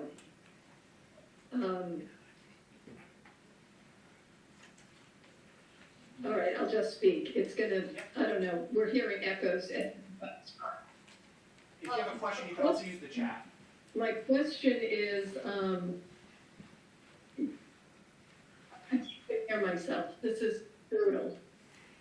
Is it possible to type the question in the chat?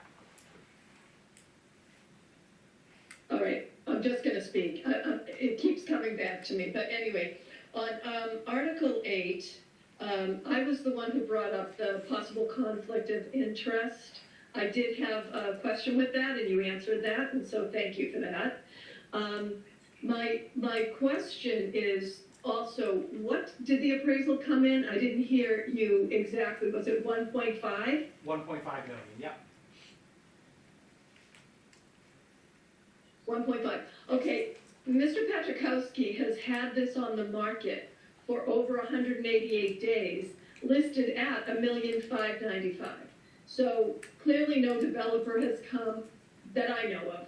I'm in the real estate world, and I can see things online, and I can do research and see what possibly others don't see. But I'm okay with the 1.5 if it's going to allow more space for this open space, the Kofsky Farm. I'm all in favor of the Kofsky Farm because on that side of Route 1, there really is nothing that we have. I'm on that side as well. We don't really have any trails over here, and trying to get over to the other side of town has always been brutal.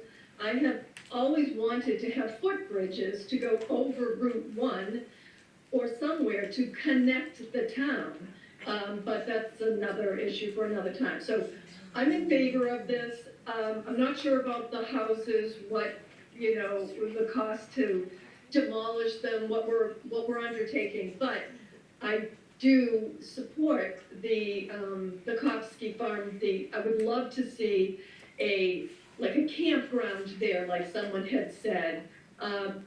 Minimal amount of asphalt, keep it what it is. We desperately need something on this side of the Rotary. So I'm all in favor of it. I just want to be careful what we do with those two houses. If we do put a family in there and then we decide to, tear the houses down, what happens to the family? It's one of those things. I think you either buy it, tear the houses down. I'm sorry? Nope, you keep it fire, tear the house down. We heard you. Did you say something? Nope. Oh, okay. And so that's why, so the 1.5, I still think it's a little too high because he hasn't gotten any bites on the 1.595, and it's been advertised as, I'm looking at the advertisement in MLS with the listing broker that says, land, potential development of 5 single-family homes, the possibilities are endless, So it hasn't sold at 1.595. I'm wondering if Mr. Patrickowski would sell it for less than the 1.5 because it benefits him. He's got the town buying it. It's a smoother transaction for him. So I'm just throwing that out there. Sure, very, very valid point. Thank you, Gail. It was listed at 1.6. I think they were trying to sell both parcels. Believe it or not, somebody wanted to put a small cemetery in there at some point and actually advance to the point of a purchase and sale, and that collapsed as it well should. Cemeteries are not easy to just put in places, just FYI, there's a lot of regulations. We can always go back to the well, so to speak, but it got listed at a price and we're getting it for lower than what it was, last listed at. And we decided we would pay the appraised value and no more. And the appraisal came in split evenly, $750 on each house. Okay. But good, great questions. Yeah, okay, well, that makes sense, and if we're able to acquire it, great. Great, thank you, right here. Okay, another thought. Yes. I'm done. Those two Thank pieces you, of Gail. property, what's the acreage? It's about an acre One each. each. Yeah. So two acres? Yep. Okay, I know there's been a lot of seniors that have talked to me. My thought for these two pieces of property, you know, if you wanna keep the recreation, whatever, build tiny, single-family, handicapped accessible, connected by garages for the seniors in town that want to stay in Norwood and can't live anymore in their big 2-4 houses. Sure, that's a great idea. And then you would not have kids in school. I agree, even though that makes the superintendent a little sad. I agree with you from a cost perspective.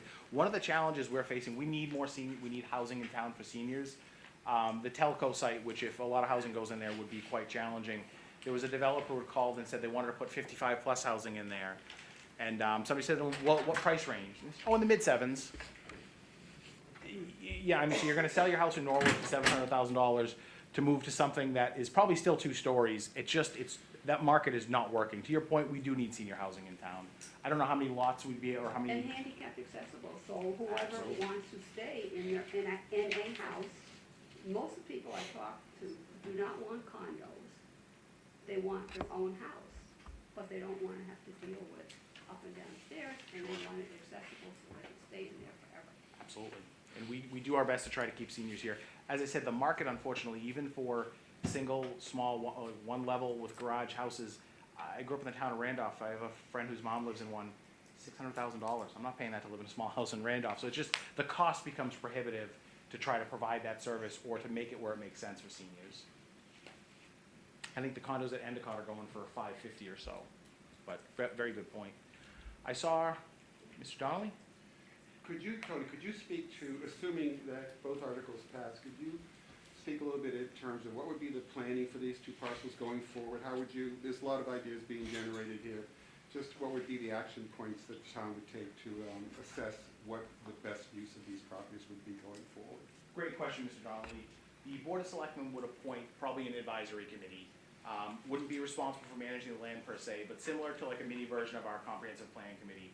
Group of residents who would come together, come up with different ideas, vet some of the ideas, work with different town departments and agencies to kind of come up with a conceptual plan of what we want to see there. Keeping in mind that the point is open space, so it's not going to be a big athletic complex or anything like that, but really residents would decide what we want to do in the first 10 years, and some of this is going to be left for future generations to decide with the idea that it's open space. Now, do we put somebody made a great comment earlier about, less asphalt. I agree, we don't want a lot of asphalt. Do we put a parking lot in? How big do we want that parking lot to be? How many people do we think are gonna use it? What programs do we think we're going to run? Do we want to lease an acre or 2 to a farm to come in and actually do some farming? Do we wanna see if the Aggie wants to do it? There's a lot of fun stuff that can get done. I think that would be best by putting together an advisory committee under the direction of the selectmen, coming up with what they think can be done and how we wanna do it. And it's gotta be public feedback and public input. I think camping's a great idea. I think the rec department, kids out there under the stars, that would be wonderful.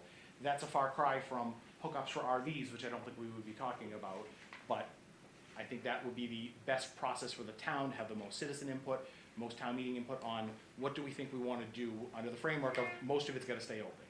Thank you. Question in the back. Does open space mean you couldn't utilize it for something like field, athletic fields? No, you could use it for athletic fields. I thought you said you wouldn't have an athletic complex. So I'm picturing like a building, right? Like we're not going to build a new physical civic there. That's not the intent of it. You'd want a group to say, do we need fields? Is this the best place for the fields? How many do we want? I don't think it would be 10. If we identify that there's a need, that we desperately need another soccer field, that might be part of picnic space and trailhead and camping areas and things like that. I don't think we're talking about big buildings though. At most, I use the term trailhead, maybe you have a little, and it could be one of these houses, I guess, a little concession stand, bathroom, maybe have a classroom for, but that's it. It's not, the goal is to keep most of it free. Walpole is a great athletic complex, not a lot of buildings. that I think was old jail land. We're not looking at something like that where all of a sudden there's 8 giant fields there. We have a lot of fields in town, but we don't have a lot of space in town. So if somebody said we really need 3 acres to put a new soccer field in, I don't know where we would find it. So, valid point. Here?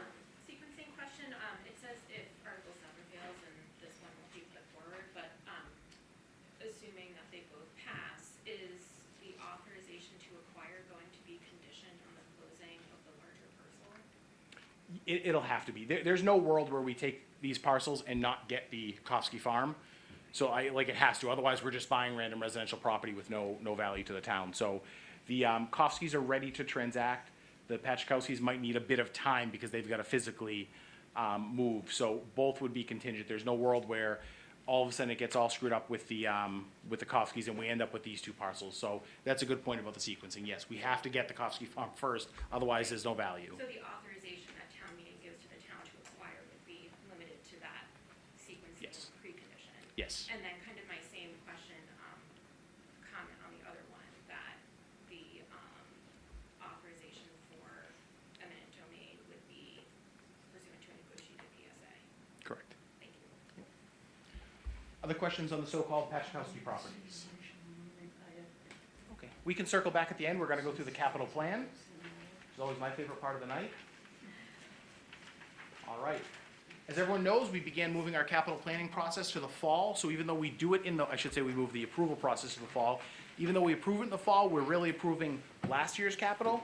We did this for a couple of reasons. It lets us see where our surplus revenue is. It lets us see how we closed out the prior year. By putting projects out to bid over the winter and starting at the start of the construction season, we generally get more favorable bids, although that doesn't apply to every capital project. I will go through these fairly quickly. Feel free to stop me as we have all along. And then at the end, you can stop me as well. And we have a number of department heads here for a number of the projects, in case anyone has any specific questions. This just outlines the capital planning process. We have a capital planning committee. Staff submit reports looking at their assets based on life expectancy, use, and condition, and then emergent needs. Now, that doesn't mean that we always replace things at the end of their life expectancy. A couple examples I always like to give. Hawes Pool hit north of 70 years old before we replaced it. So we are unfortunately not in a position where we can say X has hit the end of its life cycle and now gets replaced. We still have 2 sidewalks in town that were Works Progress Administration projects back in the 30s. And one of our water tanks was a WPA project in the 30s as well. The water tanks are getting replaced, but we do try to run our infrastructure and our facilities and our capital as long as we reasonably can. The total proposed funding sources, as we said, when the FinCom sends out their pink sheets, this will change a little bit. They're just going to look at one final option to try to minimize, if they want to minimize the impact on the operating budget. But about $2 million in free cash, $9 million from borrowing, $5 million from water borrowing, and $25,000 from the Recreation Revolving Fund. All right, project number 1 is a paving of the runway safety area at the end of the airport. Now, I want to be very clear, this is already technically part of the runway. It is unpaved, which makes it difficult for planes to use it safely. It in no way, shape, or form changes what kinds of planes can land at the airport. There's rumors that while they can carry more fuel, more jets are going to take off. None of that is true. This is an identified safety area at the end of the airport. We are never going to have jumbo jets in Norwood. We would have to relocate the interstate, wetlands, floodplains, and I know it sounds like I'm joking, but that's actually what we would have to do. So all this does is it paves an area at the end of the runway that is already part of the runway. Doesn't change the airport classification. The type of airport we have gets classified to handle certain planes. That doesn't change unless you have the, all the parameters to do so. And that's a multi-year, many-year planning process. So the use classification is not changing. Question? Is the runway currently being used even though it is damaged or disrepaired? This portion of the runway, yeah, if your plane's going off it, you're going to stop on there. It's just an unpaved portion of the runway. It's the runway safety area. So no additional planes. I know nobody loves when you're trying to sit at home on a Sunday morning and you hear the coming around of a plane. Unfortunately, we acquired an airport in the 1940s and we are just stuck with it. Questions on this specific project? Yeah, Mr. Connolly. If I could remember correctly, I think it's a 90-10 split. 10% we pick up, the other 90 is fed and state. Correct. Most airport projects we pay 90 to 95% of. FAA actually pays for most of them. It's important to remember with the airport, we really manage the building and the grounds, and we sort of do the projects. We don't actually control where the planes fly. The FAA, the tower they contract out the tower. That's not us. We really do manage the buildings and grounds. And I know every couple of years somebody comes into town and they say, well, I've lived here for a couple of years now. I think I should have some input on where the planes fly. I mean, you got to call the FAA. We don't have that authority. And I know that's frustrating. I'm frustrated with the FAA. They're not the easiest agency to work with. We just got an airport in the 40s and we're stuck with it. So if anyone ever leaves Norwood and your town's looking to acquire the airport, remember, it's a lifetime commitment. Questions on the specific project? We do have the airport manager here. No? Okay, we can always circle back. Project 2 is to replace the roof at the Willett School pursuant to a study that we did a year or two ago looking at the components of our roof systems throughout buildings. This was identified as the first priority we have to address. You can see through some of the photos there is quite a bit of leakage there. This would replace the Willett roof entirely, and unfortunately school roofs are a little bit pricey these days. Any state reimbursement out of that? No, so the accelerated repair program is tough to get into for a roof and a small roof on an elementary school. We try to grab every dollar we can, but some of these nuts and bolts items are just tough to get money from. Tim, anything? I would say the same, very difficult process too. Yeah. And you know, if we had one elementary school, sometimes you can say, this is our one building, let's go through the process. But if you're going through that process and you get rejected a couple of times, years are going by, we've got other roofs we've got to do. It's one of the challenges we have of being a community that's kind of in the middle. We're not a little town where we have just one of everything, but we're not a big town that can just say, yeah, replace roofs like it's no big deal. So, oh yes, question here. What's the square footage? Oh, that is a good question that I will have to get back to you on. I don't have the square footage of the Willett off the top of my head. It's a big roof. Questions on the Willett? There was, I saw a hand. No? Okay. The Civic Center kitchen. Oh, okay, carpeting at the public safety building, my apologies. So this is just part of a scheduled replacement. That building is hitting 20 years old. Most commercial carpet in a building should get done every 15 to 20 years. It builds up dust and dirt and mold, so we're just trying to keep track of our facilities. Now, the facilities department can replace carpet in some areas, but projects like this, once they start hitting that $50,000, $60,000 range, we really just need to go to town meeting for an appropriation. It's more than facilities can do. They can take care of an office here or there, but the budget doesn't have enough flexibility to do something like this. And the public safety building, particularly the both sides, but is going to get more used than a typical office building, so it's going to deteriorate quicker, but we still got more than 20 years out of it. That building, however, as it's aging, is costing us a lot of money and will continue to cost us a lot of money, just the nature of an older building. Given Westwood turned down a new fire station for, I think, $38 million, we're going to keep fixing this one up for a long time. I know the chief's shooting me daggers with his eyes right now. Kitchen center appliance, Civic Center kitchen appliance replacement. This is really just a remodel of the small kitchen at the Civic Center. It's used for some baking classes and some other cake decorating things that they need. Half of the fund is going to come out of the rec revolving fund, the other half from free cash. It's mostly the appliances would get replaced, and we'd be putting in steel tables and steel shelves. You don't put in cabinets in any type of a commercial use like this, at least not anymore. We had that mistake with the public safety building. We had really builder's grade cabinets put in there, and then they just break down over time. This little kitchen has lasted quite a while, but it's time to replace the appliances and get rid of the cabinets and put in some working, likely stainless steel shelves and tables. Yep, I'll start with Amy and then move right here. How many classes actually use this kitchen? They do cake baking, they do decorating. It's not a lot. What's that? They don't bake. Sorry, cookie making and decorating and cake decorating. There's not a whole lot of baking that goes on, and again, part of it is it's a little bit well aged. We're not gonna get a stove then, are we? I mean, I just find $50,000 for a kitchen that isn't utilized that often seems excessive. Yeah, it's a and great. Especially where we're talking about, we could use the, you could do it at a different site, you could do it at the senior center perhaps, or something like that. I just find that an awful lot of money. Sure. So it's a part of the facility, and at some point we have a responsibility to maintain our facilities.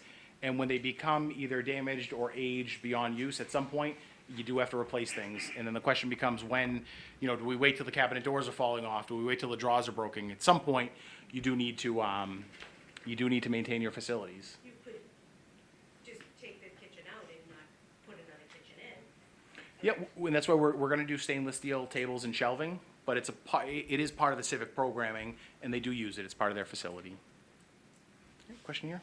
Yeah, I'm curious whether or not with being able to replace some of this stuff, if the countertops and tables will be accessible to folks who might be in wheelchairs or folks who might need to sit or like while they're working or something. Has there been consideration of that in design? Yeah, it'll likely be an adjustable steel table that kind of sits in the middle, just to make it, again, it's quite dated.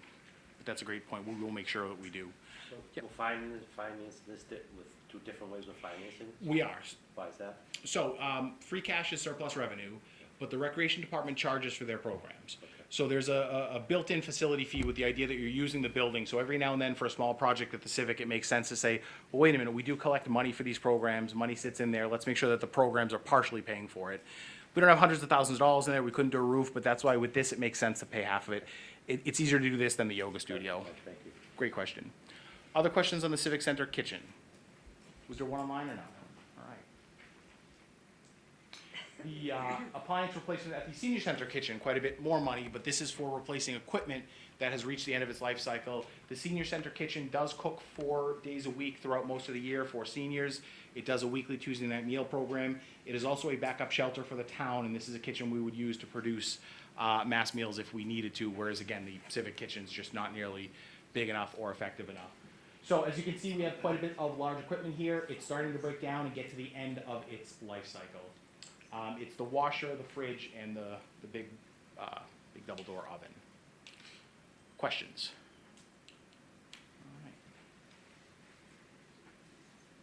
Facade issues at the library, about $2 million. A couple of years ago, we undertook we were beginning to plan to paint the library, which is complicated. It's a large building, it's an older building.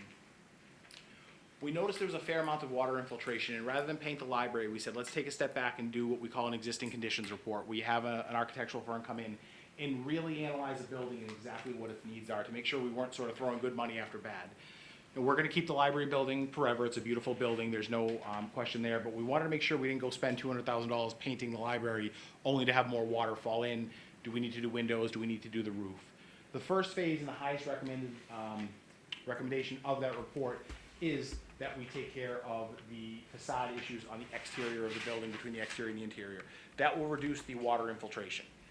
There are follow-up projects that we'll look at. The second phase included some work on the HVAC. The HVAC system is in good shape for that building, but there might be some duct work that we want to seal up that might be causing some condensating and leaking. But that will be phase 2. So this is just really repairing and updating I don't want to say updating, that's a bad choice of words, sorry. Maintaining the exterior of the library, making sure we can go forward with things like painting and interior work, sealing up the building. And Clayton, I'm going to pick on you for a moment. Do we know when the stained glass windows will be displayed? I have not heard a date for when they'll be. We've picked a site and we've engaged the engineer to actually figure out how to make sure we don't drop these things on somebody. So hopefully by the end of the year at least we'll have them up there. Yep. It's a repair or a replacement? Repair, sorry, it's the facade. I shouldn't have said replacement. We're not changing the facade, it's repairing the facade. What's involved with that? $2 million is just a lot for repair. It's an enormous building, so it's really going through and repairing any leaks or entry points into the building throughout the entire exterior and then some of the interior work as well. So it could be as simple as a wood fill around a frame. It could be eaves under the building. So it's a multitude of many different issues. Yeah, but the goal is to seal up the building, stop any exterior water infiltration. That way we can identify if we have any leaks. It might be condensation from the air system. That we'll have to decide, do we fix that? What's the cost of fixing it? And going from there. Is it repointing? Is that? If necessary, yeah, where needed. Sorry, all those pictures are of the interior, so is fixing the interior the phase 2? Or is This is all being caused by exterior infiltration. Yeah, so we are being asked to approve the repair of the exterior facade to prevent water infiltration, but that's existing damage to the interior.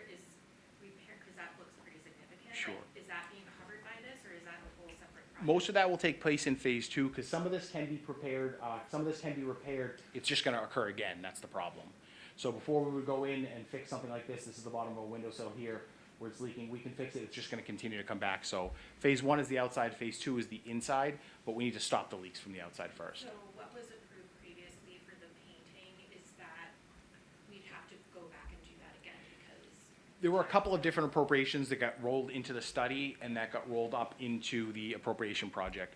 When we're done with this, if there's no money left in any of the existing capital projects, we'll have to come back and say, now we're ready to paint the inside of the library, which is surprisingly expensive. $200,000, so, you know. Clayton, anything you want to add? Clayton's our library director, if anyone doesn't know him, does a great job. There's a full, piece that Kevin did, there's a, anybody can read the building study. Encourage people who have questions to just read that study. We'll get it up on the town meeting webpage. Moving on, fire turnout gear room design.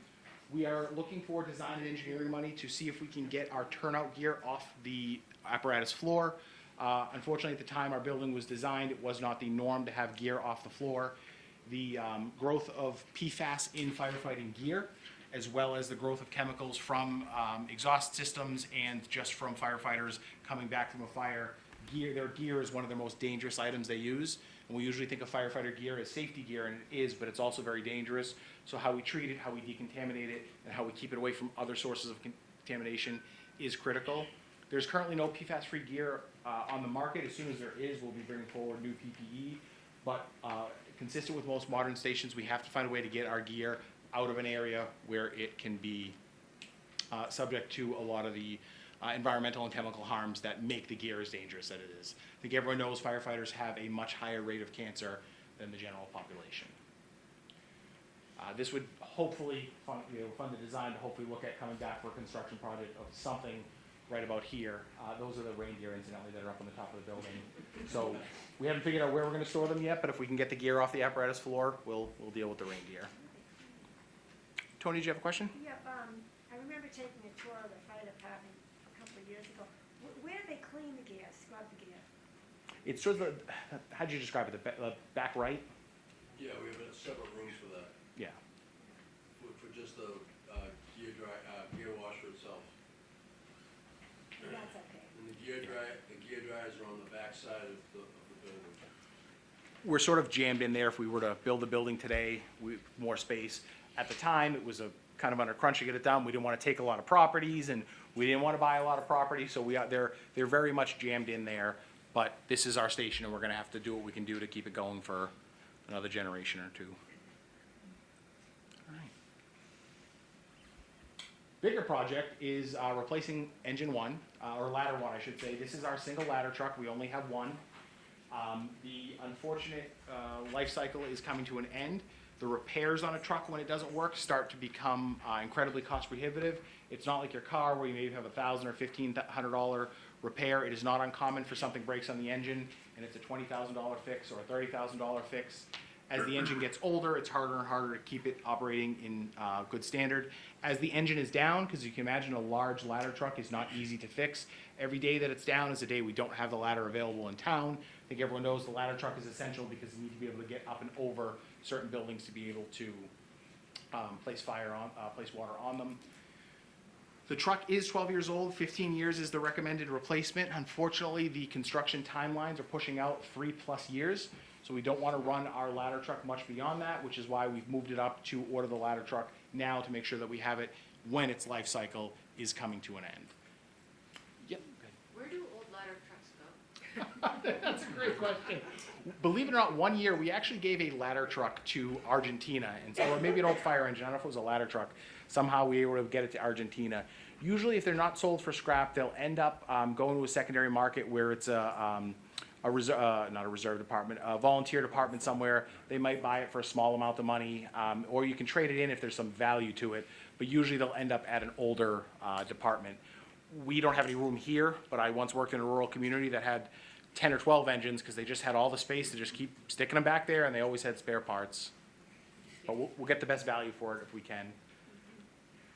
Ms. Esco? Is the ladder the same length, or are we getting a longer one? Same length. same size truck. We began a process a number of years ago to sort of streamline our fire fleet. So we've got 2 to 3 engines, 2 in one order that are almost the exact same model. When that last engine comes up for replacement, it'll be roughly the same exact, I should say design, not model. So we'll have a ladder truck that we're familiar with, and in a couple of years, 4 engines that are almost mirror images of each one. We make a couple of small changes, but that way we've got a pretty standardized fleet. Makes it easier to keep spare parts, gets them up better, the mechanic gets more experience with them. So if you go back 8-9 years, we kind of had a hodgepodge of a lot of different equipment. It came up and it was, this looks good, let's buy this looks good, buy this. We're sticking strictly to, I call it the Engine 5 model, because that was the first one where we said, this is it, we're going with this one. Chief, since you're here, in your opinion, how's that working? Works very well. It standardizes our fleet, and we're able to set them up so that they mirror each other, and for ease of use, it works out very well.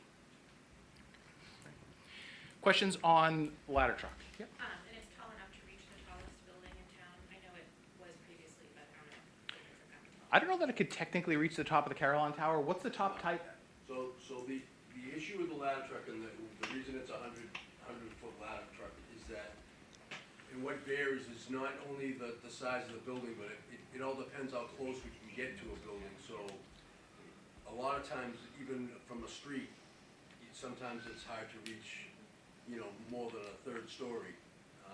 It's all on placement of the ladder truck itself, so.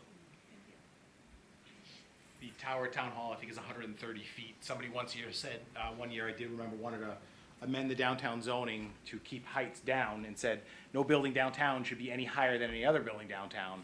I said, well, that's great, so we're gonna have 11-story buildings downtown? I mean, it's 110 feet. They said, that's not the intent. That's why we can't write zoning that way. Questions on the ladder truck? Pretty straightforward, expensive, unfortunately.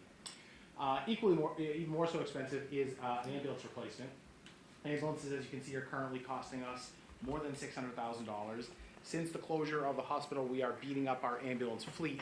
One of the challenges that we have, if we had never had a hospital in town, our ambulance fleet would likely be, or our ambulance department would likely be 2 or 3 times the size it is. Towns a third our size have 2 full-time ambulances. The benefit of having an ER in town is you're able to pick somebody off and drop them off pretty quickly.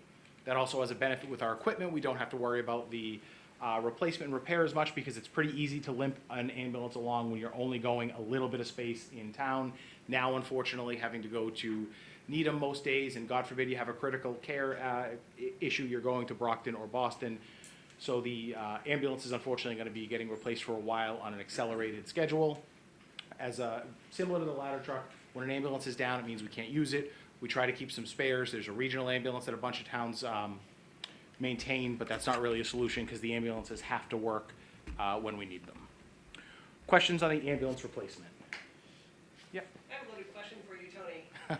I love loaded questions. Is there the potential to have a third running ambulance now that the hospital is going to be foreseeably a few years out at the minimum? At some point, yes. So our run volume has increased so dramatically, and the distance and the time that we're going has changed. We have to address our firefighter staffing. Until we get something back where the hospital is, and I know we haven't had an update in a while, but I'm more confident now than I even was 60 days ago that something will be coming back. When we're ready, that's a conversation we can have. For now, we are killing our paramedics, running them ragged. The staffing levels aren't there. The run numbers are just through the roof. When we've sort of addressed the staffing issue, and when we're looking at something a little bit closer on the horizon for the hospital, then we can start talking about whether it's time to go to a third ambulance.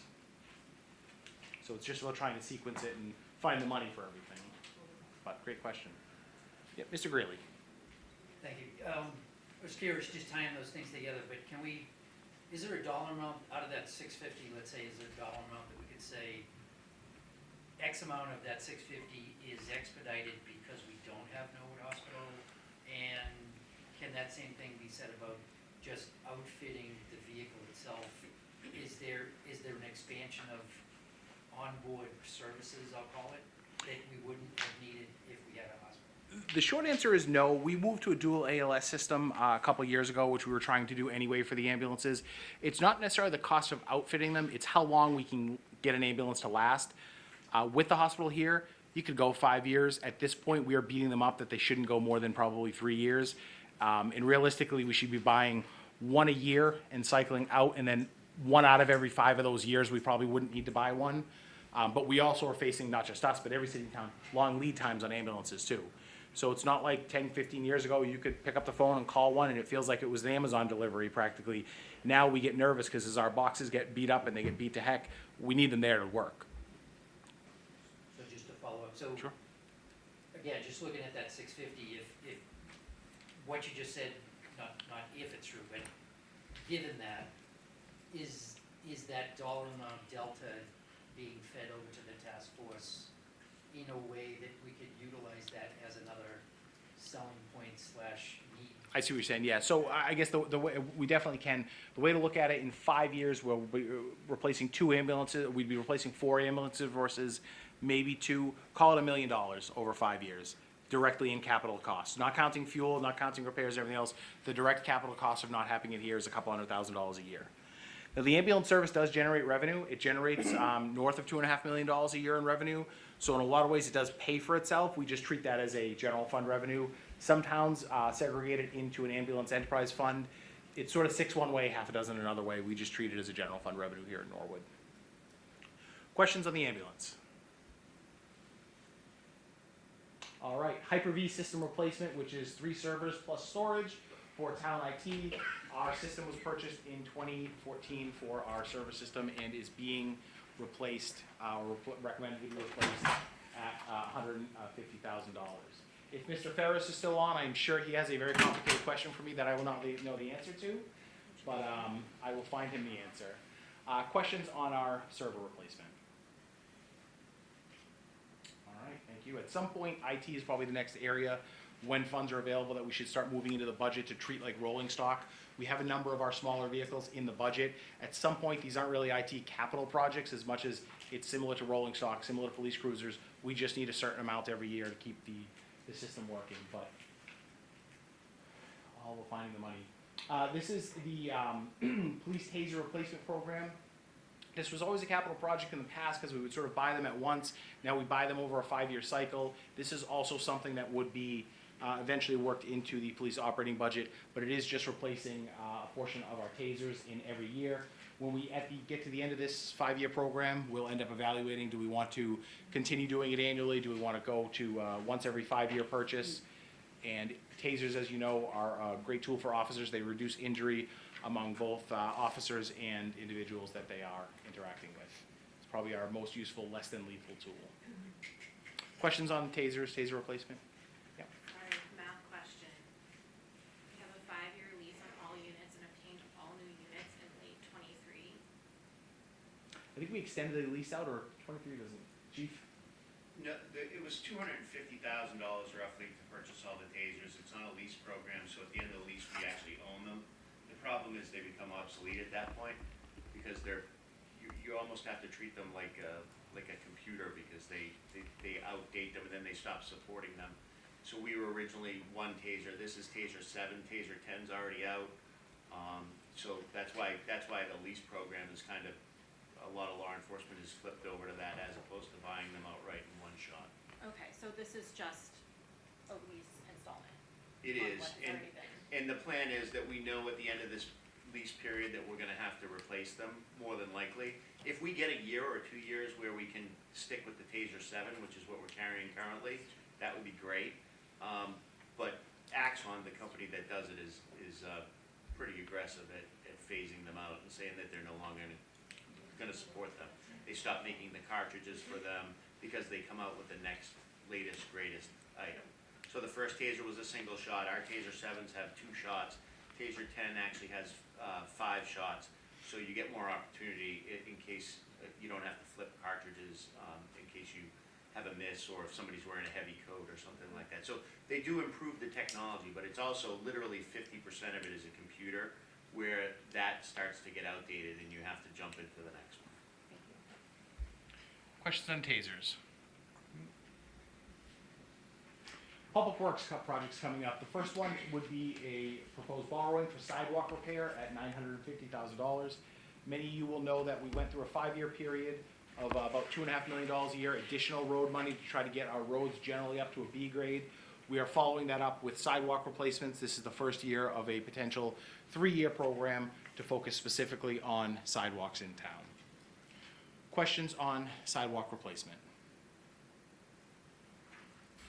Mark, do you want to talk about the 1A project, since everyone always asks us about it, 1A in Prospect, and just give an update on that? Yeah, that's a Mass DOT funded project.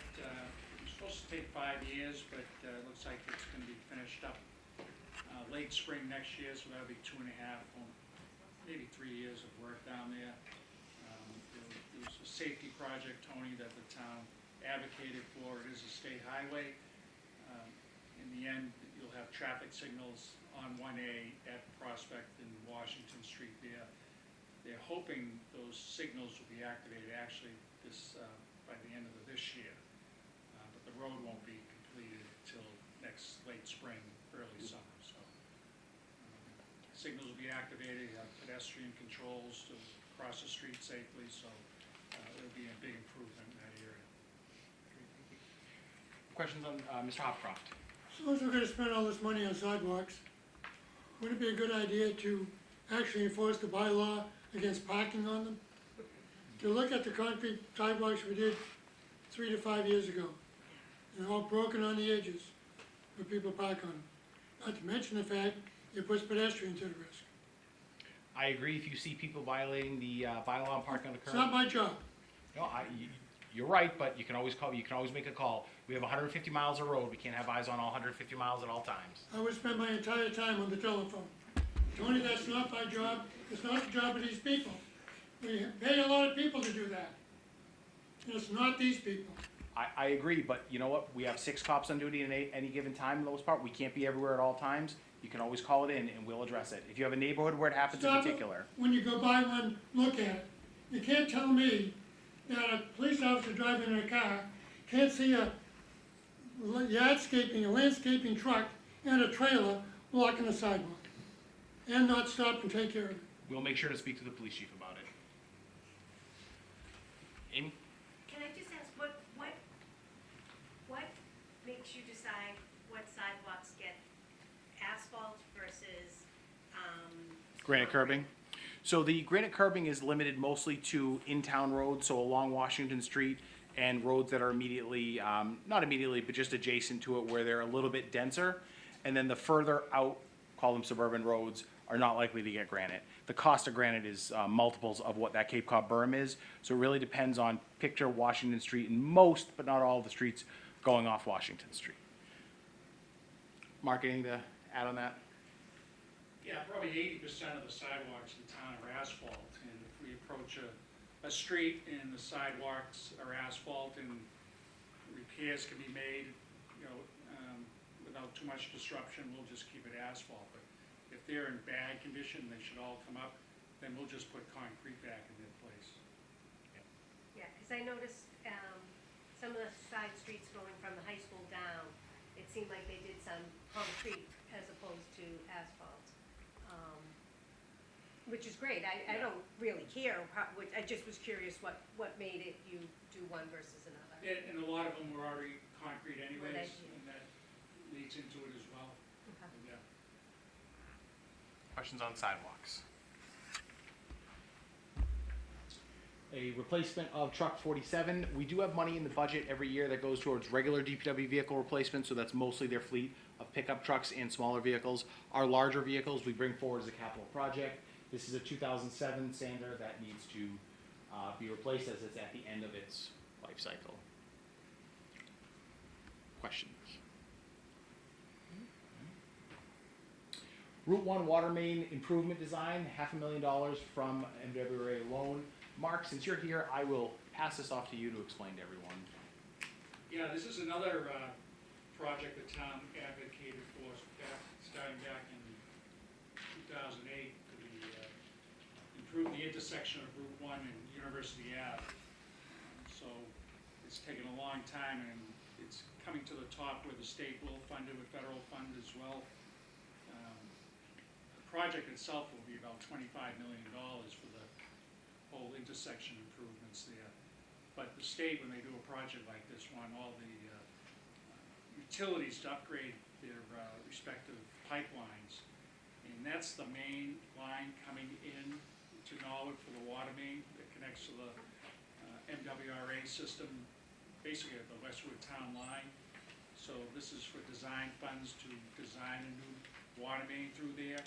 And when the construction of the intersection happens, we'll be coming back for funding for that.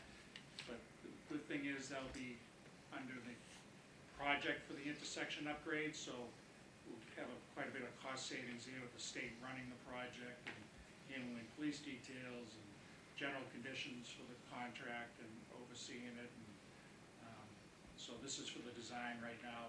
We anticipate fiscal '28 or '29, we could be seeing actual bidding for this project. Who does the design? Our water consultant. You do it for the water portion of the whole project.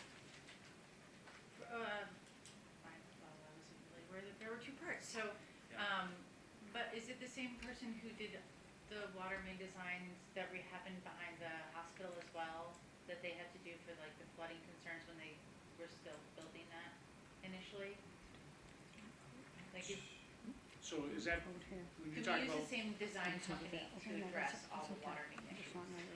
You're talking about storm you're talking about storm management, different, Different things, different, okay. yeah. All right, thank you. This is actual drinking water that we drink. Mr. Greeley, and then I'll go over to Mr. Slater. Thank you. I'll say, is it too late, but I don't really mean that. Is there an opportunity for us to advocate for a pedestrian flyover at this intersection? I don't think that's part of the project. I don't know if DOT has done, I don't know if they've done that anywhere. I agree, if we could get from one side of Route 1 to the other, it would be great. We can always ask, I have a feeling it will be, it's not what they're redesigning the intersection for. I don't know how we get people from one side of Route 1 to the other without taking it over from the state, and they'd have to let us do it, and then you'd have to try to calm the whole thing down and slow the whole thing down. It's, yeah, it'd be nice. People take their lives into their hands crossing anywhere on Route 1. So the more we can get people across the street safely, the more the better. Fair point. Good point. Mr. Slater? Thank you. Just wondering, when they do the design, to do the evaluation, they're gonna look at whether a 24-inch line is sufficient or whether something larger would be more reasonable. they would certainly look at that, yes. Okay, thank you. Other questions on the Route 1 water main design? All right, getting close to the end here. Thanks all for sticking in. My favorite project every year, which is our water improvement project, year 6 of 10, where we reline water pipes. This is the same water that everyone drinks every year, and we get accused of using the same photo, which we might. This is what an unlined water pipe looks like. This is what a lined water pipe looks like. We're going to pause this project after this year's appropriation for 2 years to build in the debt service for the water tanks that we have to do. And that's one of the reasons we planned this water project all along. We said we'll do it over 10 years, but we'll do it in 1-year increments. That way we can pause if we have other projects that are large that are gonna have an impact on the rates. So this will be, year 6 will be the last one we'll do for a while. We'll take a 1 to 2 year break, and then we'll hopefully do 7, 8, 9, and 10. That way all the pipes in town will be lined to look like this. Unlined pipes are perfectly healthy and safe to drink from, but they significantly impact water flow, which is important not only for the flow at your house, but for fire flows. They can impact the color. They're perfectly healthy to drink from, but nobody likes dark water. It also extends the life cycle of our pipes for quite a bit of time. So just one of those expensive routine maintenance things where water systems always need significant investment to continue operating. Had we not started this program 10 years ago, we were doing about $500,000 a year from the MWRA. We get a 0-interest loan. We're doing that again. You get to a point where your system gets so old and you need 80, 90, $100 million worth of water work, and you just can't do it. So we have been trying to layer this with known gas work and known street work as well to try to make sure we're buttoning up streets for the foreseeable future. Questions on the water lining? Right. Renovation of the outdoor bathrooms at the Lower Balch. The Lower Balch field has a bathroom facility that just is in need of some renovations. It gets damaged regularly. It has some damage. We've added some cameras to the area. It's time that we renovate this bathroom facility. Madam Moderator. Mr. Mizuko, why are we not putting this through CPA? I understand that the rules have changed now, and a project like this, for instance, the high school concession stand bathrooms can go through. Why are we not putting this one? Sure, great question. There's a couple of answers to it. One is there's always a balance between what we put to CPA and what we don't put to CPA, just simply based on the fact that CPA is not an endless supply of money. This project is a little bit more maintenance and repair than we would normally want to do for a CPA project. It's a possible CPA project, but if we were to put forward every single park improvement that we need or want to do through CPA, it would occupy 150% of the CPA. So we always try to balance what goes to CPA and what doesn't. Follow up, Mr. Manager? Absolutely. It's actually just an FYI for town meeting members. The capital plan will actually be a series of motions that will be grouped by the funding source. So although you're seeing these projects individually here, doesn't negate your ability to debate anything, but the actual motions at town meeting, so there are no surprises, will be grouped by funding source. And I think they're gonna be 5 or 6 different motions, as I recall, based on. Yeah, about that. Questions on the lower Balch bathroom? All right. That's the end of the capital plan, and that's the end of the warrant. Thank you all for being here. Are there questions I can answer? I see some hands. Mr. Hopcroft. Well, you skipped over a whole bunch that are on this handout. Is there some reason for that? What got skipped over? Well, the second item was something to do with the paving the helicopter ports. That project has been removed. Okay, The then there FAA were- has told us that is not, they're not ready to fund it yet. Then replacing a loader and a salt truck. Those are operating budget items. So some of the capital that we have in the operating budget, we make sure to present in the plan. Salt truck says free cash. We talked about the salt truck. Salt truck 626, yeah. Yep. Loader was, All right. Hold on, everyone, just a minute. I'll get there. Hold on, right there. It's right there. Okay, what about the Shh, folks, if we could just give the speaker just a moment. Sorry, go ahead. cruisers? That's in the operating budget every year. So we make sure, because we have some stuff that So used to you're be. mixing all this together with the capital budget. Yep, because it's part of the capital budget. We spend more than $1 million a year of vehicles in the operating budget. We make sure to present it with it, so somebody doesn't say, wait a minute, you're buying the chief a new car, does he have money elsewhere? So we try to always Okay. present it together. I'm good. Okay.